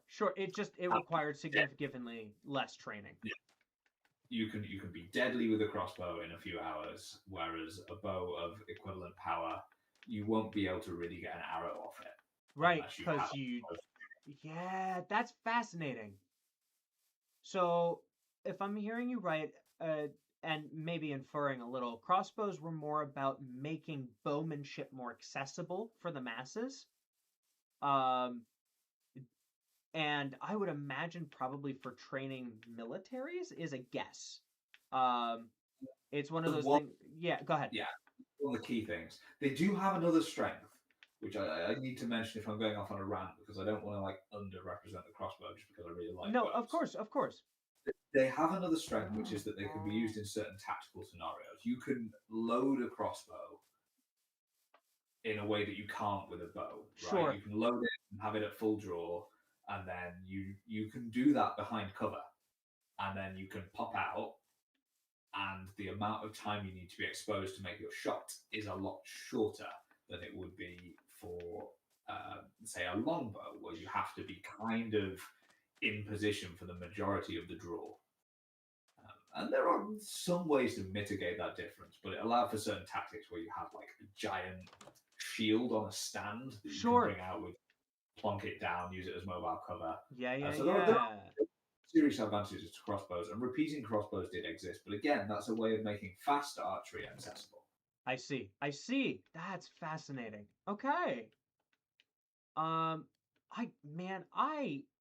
completely honest, just real candid moment. I always enjoy talking to you. I feel like I walk away from conversations with you a little bit smarter, and a little bit wiser, and a little bit more grounded. I appreciate it. I appreciate what you bring to the function, brother. I resent that implication. I'm just ranting about stuff. Good. Your rants are educational. So question from chat. Give me just a second to scroll back over. Okay. Hey guys, love Min-Max Finale. Thank you, Sir, Lord Bear, for the donation. Love Min-Max Finale. I have a question for both you and Blum. How do you deal with the few negative comments you do receive? Do you want to go first? I will allow you, my friend. Okay, I've just discovered that you can't just cook an egg in a furnace in Minecraft. Right, that's dumb. That's dumb. You should be allowed. I'll petition John Mojang. I'll let him know. Yeah, John Mojang. Yeah, I've had a few different ways over the years of dealing with negative comments. Mm. Most of the time, the best way to deal with negative comments that I have found for me personally is to do my very best to ignore them and move on. Mm. I will always subconsciously give those comments much higher weight than I give to the positive comments. So there could be loads and loads of positive comments, and I really appreciate them. And then I'll get one negative comment, and it sits in my head, and I feel the need to defend or to argue or to do something, none of which is helpful, because very rarely does arguing with somebody who's made a negative comment actually change their opinion. Yeah. And what it tends to do is get both of you riled up in the process. However, and long-time viewers of my channel will have noticed that this is something that I do. Sometimes I use a negative comment as a way of introducing a topic or broaching a subject that I would like to talk about, but don't otherwise have a nice, easy way of bringing it up. Yeah. And that's the time I do tend to engage with them. If there's a message or a lesson that isn't necessarily for the person who made the comment, I don't bring them up usually as a way to refute them as an argument with that person. But sometimes it might be a perspective I've seen quite a lot that I would like to address for other people who might be more open to listening, or to the commenter if they turn out to be. That's the only way I ever really engage with them these days. That's a good vibe, man. Yeah, I tend to find myself agreeing with you on a lot of points there.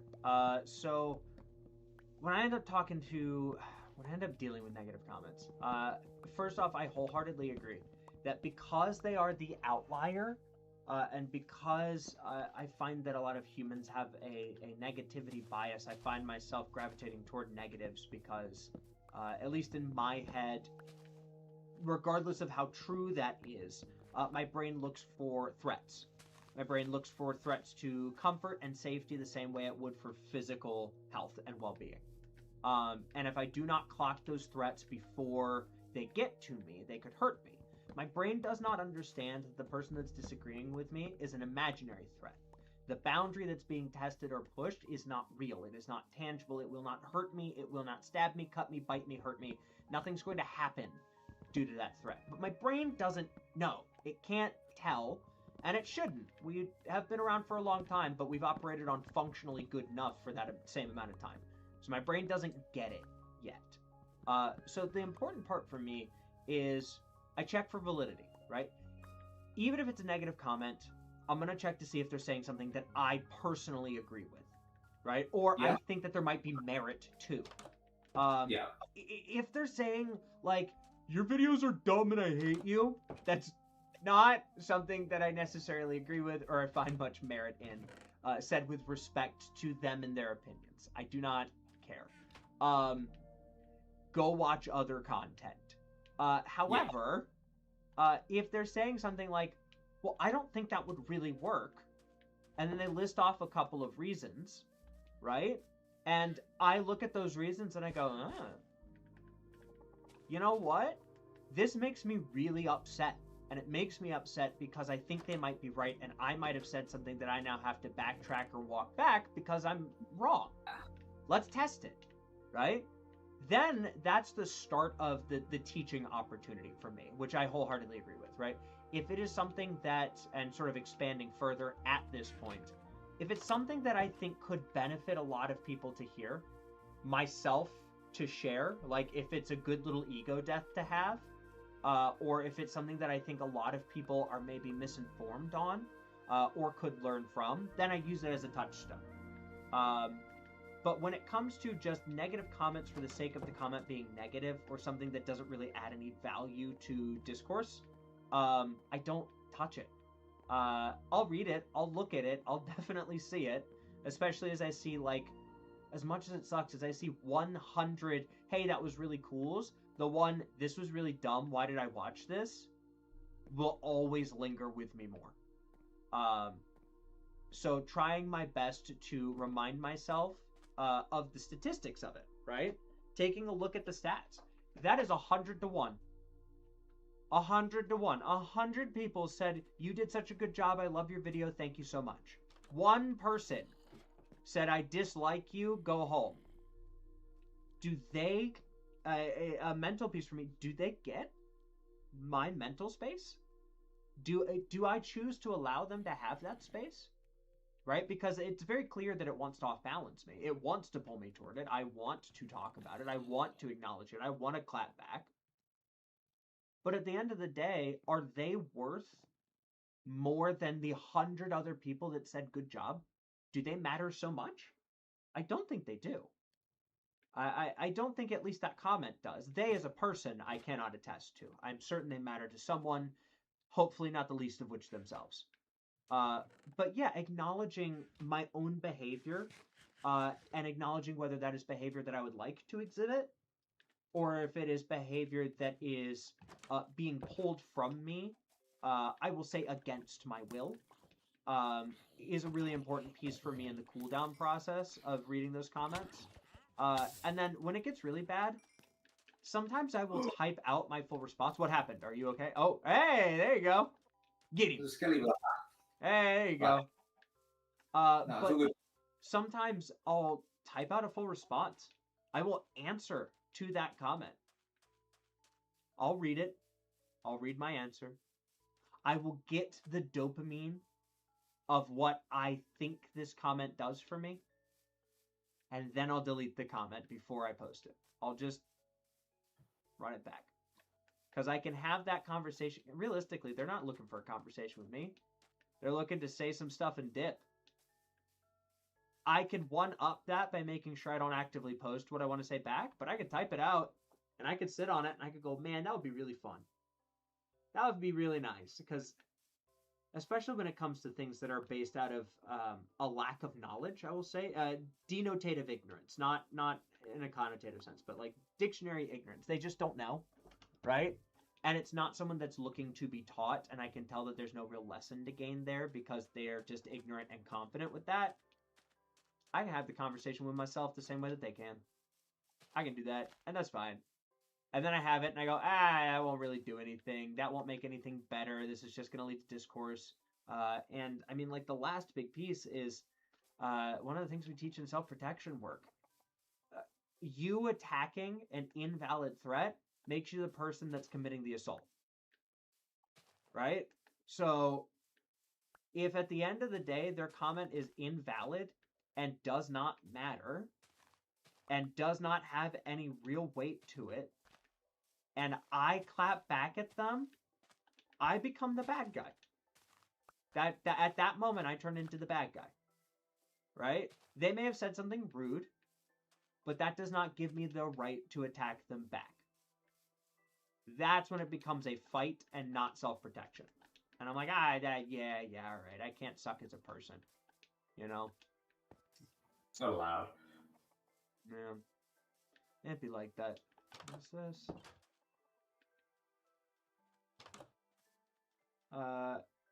Shattered Cat said, hey, Ben, how do I get live stream? Now, your question perplexes me. Do you mean, how do I get the ability to live stream? Or are you asking, how you get John live stream? Like, how do you capture John live stream? Like, how do you get him? Because I've been thinking about that one for a while, actually. And Blue, I do want to loop you in on this. This is a heist I've been planning for quite some time. I do intend to kidnap John livestream and then live stream keeping John livestream hostage. This is one of my goals in life. Okay. Yeah, it's I've been thinking about it for a while. Oh my goodness, the ability to live stream. Okay, my gosh, I'm so sorry. We'll talk about the details later on Discord. Yeah, how do you get the ability to live stream? I'm not certain what threshold that's at for YouTube. I can look into that before I go for the day. Oh no, a chicken, it left. Haha, I'm gonna get it. But I think it's at the same threshold for monetization. But you might be able to live stream before that. I'm not sure. No, no. So literally, I think 1,000 followers and you can start live streaming. Because I know that Echo can live stream and she's not monetized. So I think it's 1,000 followers and you can start live streaming on YouTube. I think that's the threshold. However, there may be none, and that would be interesting. So I would take a look into that. Lord Bear, another donation. Thank you so much. What's the biggest lesson your respective martial arts backgrounds have taught you / continues to you? Oh, interesting. Hang on. Scroll that back up. Okay, so I think this is for you too, Blumineck. What is the biggest lesson your respective martial arts backgrounds have taught to you / continues to teach to you? So, first question, David, do you have a martial arts background? Is what you count as martial arts? Things designed for war or combat. Yes. Yeah, I thought so. Yeah. I messed around with a bunch of what people would more traditionally refer to as martial arts, but I've never achieved a particularly high level in any given one. Sure. But I certainly think that the approach that I've taken, especially in recent years, to archery, kind of brings it into that category. Mm-hmm. Because I'm not really looking at pure target archery sport shooting, and I'm looking at a lot of historical techniques that were designed to be used in war and to fight people. And that has led me to a lot of places that, like, convergent evolution, that kind of have a lot in common with the kind of mindsets that a lot of more stereotypical martial arts have. Sure. So, yeah, I don't know. I would count that as a form of martial art. And with that in mind, one of the lessons that I've learned from it, and that I continue to learn, is that there is more than one right way to do a lot of things.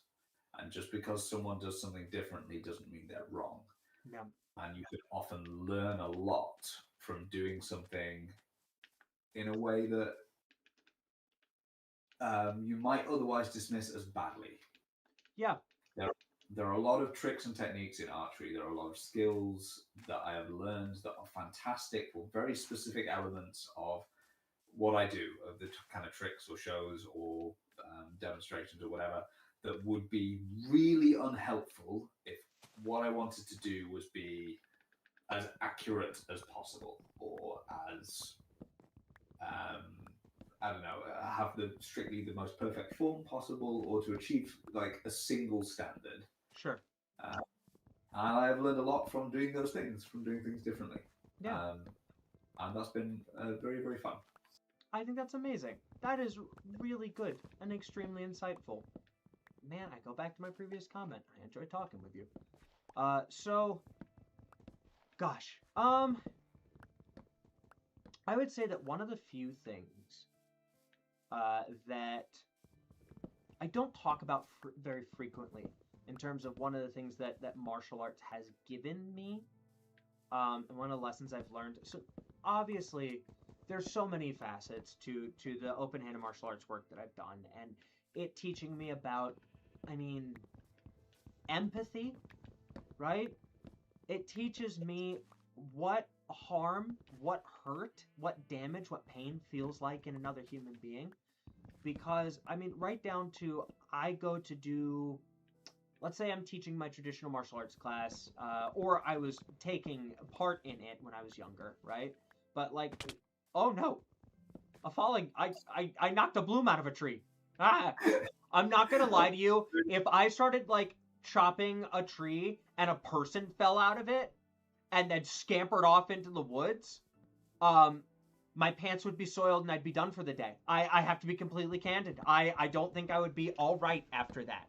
A body, terrible. A body that goes and then runs? No, absolutely not. Anyway, But empathy, I would say, because, you know, when we're teaching our martial arts work, a lot of mine revolves around Japanese Jiu-Jitsu and Judo, especially as our predominant arts. And literally when you're practicing things like your joint locks or your chokes or your throws or anything that harms another human being, you get it done back to you too. Like, that's how it goes. They practice and you practice, and they practice and you practice. And that means that the harm that you are inflicting on another human being has no lag time between when you do that to them and when it comes back to you. You get taught empathy in the most, I would say, base layer. You choke someone, they tap, they go, ow, that hurt, and you go, cool, it worked. And then they choke you, and you tap, you go, ow, that hurt, and they go, cool, it worked. And you now know what you have done to them by feeling it on yourself, right? So you learn a really deep level of empathy because you know what it feels like to hurt. You know what it feels like to be damaged. You learn these things. But I would say even more than that empathy is the ability to be comfortable in discomfort. I know that stretching is uncomfortable. But I also know that if I breathe and I fall into my stretch and I allow myself to stay there for a while, I acknowledge the pain and discomfort, and then I wait, the pain and discomfort will shift to a moderate level of discomfort, and then a minimal level of discomfort, and then a dull ache. And I can sit there with something uncomfortable and watch it evolve and change over time. And that allows me to take uncomfortable feelings that are on the inside, not just physical, and do the same thing. Oh, ha! The phantom barrier worked. So yeah, I think that there's a lot of really cool stuff that comes from doing martial arts work, a lot of really good life lessons. And if you can pick it up, I would say you should. David, we'll run this last night. And then we'll probably call the stream. This is our last hurrah. I'm gonna go grab another bow, and I will join you. I think we have. Do we have any feathers? Oh dear. All right. Let me take this. I'll take these arrows. Do you have any arrows left, David? I've got 5. Okay, I've got 8. Let's do some archery. Hey, don't shoot my mans. There we go. Nice. Good shot. I'm going to try and hit that creeper that's all the way out there. Oh, just a little low.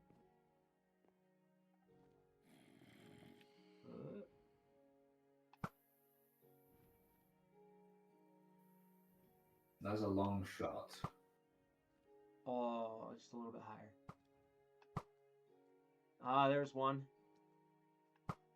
Oh. I got one arrow left, and then I'm going to have to go run out there and grab him. All right. Time to go retrieve my arrows. Here we go.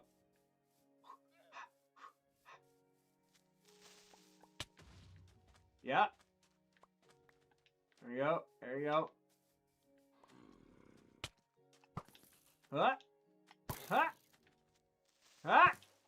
No! David, my boy!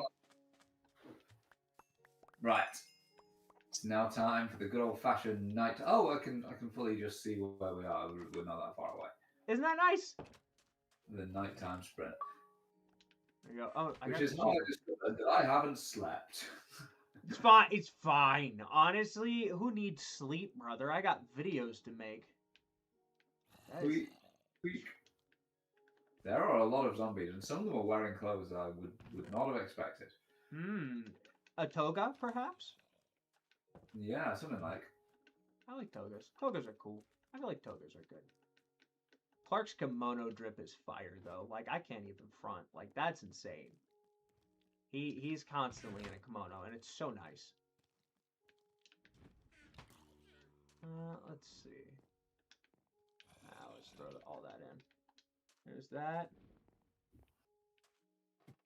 Get my attention. Why do you need my attention? What are we doing?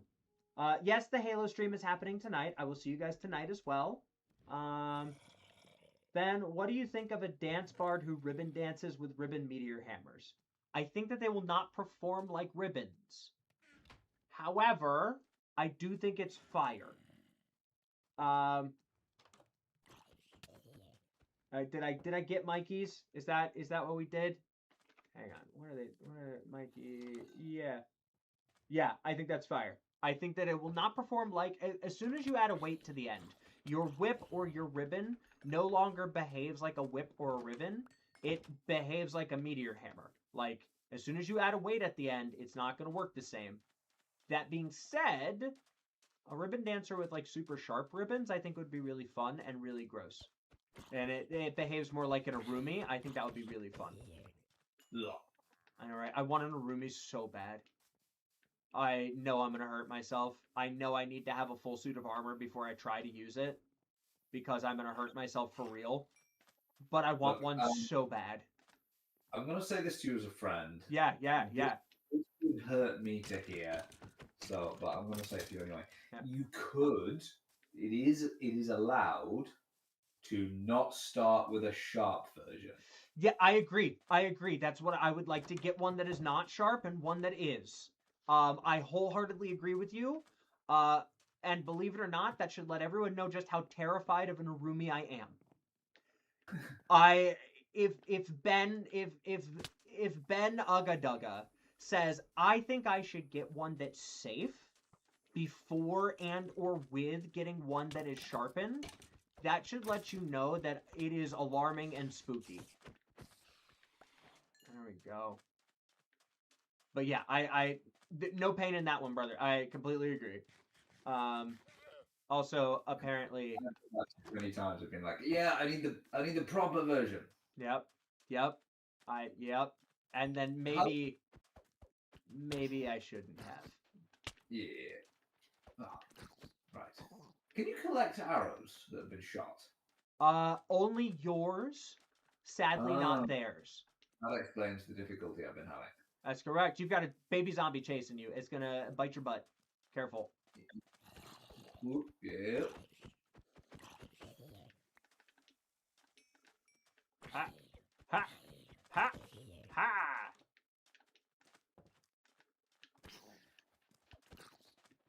This has been a very silly night where I've just put myself in danger for no reason. We had a perfectly safe house, and I was just like, no, I've got to go and run around. I'm going to go run around and do the silly. I agree. That is the best option. Also, I really want to, if we come back to this world, I want to make a moat around our house so that I can jump off the roof without taking 1 point of damage every single time. I think that's a great idea. We'll definitely make a moat, and I'll keep this world. And as a matter of fact, I should be able to add it to one of the realms. So if we want to make this like the official min-max world and have the start just be this tower, we can absolutely expand this out for everybody. We'll keep this. But yeah, if I set this up on a realm, then you can hop in whenever you feel like and just play. Instead of having to wait for me to be on too. And we can go from there. Let me first. Alright. Yeah, we're almost at the end of stream, lovelies. When it gets to be dawn outside in game, we'll probably call it. Thank you guys so much for joining us. I appreciate you greatly. David, thank you so much for joining me. It's a pleasure to finally get a chance to sit and vibe with you. I know that our schedules won't always align, but I look forward to trying to do this significantly more frequently, and it forced me to get up early today, which I liked. So thank you. No problem. Thank you. Thank you for accommodating me being in the wrong place. What are you talking about? Are you kidding me? You're in the right spot, man. Trust me. I'm in America right now. I think that what you're dealing with is probably at least a moat better. I'll say different. We'll call it different. It's occasionally reassuring to look out and see that some places appear to be going through similar and sometimes worse stuff. But it's also not great. It's also not reassuring because in some ways, if the bad stuff that was happening was a freak outlier, then you'd be like, okay, cool. Well, at least it's not happening everywhere else. Yep. And instead we see what we currently see. I'm going to destroy this and then put this here instead. There. I am going. There are things transpiring around me in the real world which I am going to need to deal with. So Yes, sir. yeah, this has been wonderful, and I hope to do it again. Yeah. And Not long. Very soon, we will definitely make this happen again, friend. I will attempt to make a graceful exit. Absolutely. If you and quit, nothing actually happens to you, right? So Correct. you can just do that. Cool. All right. See you next time. I'll see you next everyone. time.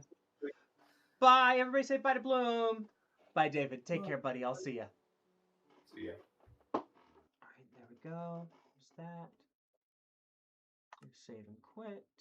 My lovely human beings, thank you so much for joining me today. I need to run out to a store. I need to go grab a lemon. And I need to go grab an archery target because somebody made me a really, really, really cool new karambit that I'm so excited to test. I will see you guys later. Take care. Stay safe. I'll actually see you guys tonight. Come back here 8 p.m. Eastern Standard Time for more Halo. I'm super excited. It's going to be a lot of fun. And I'll see you guys later. Absolutely. Bye, friends.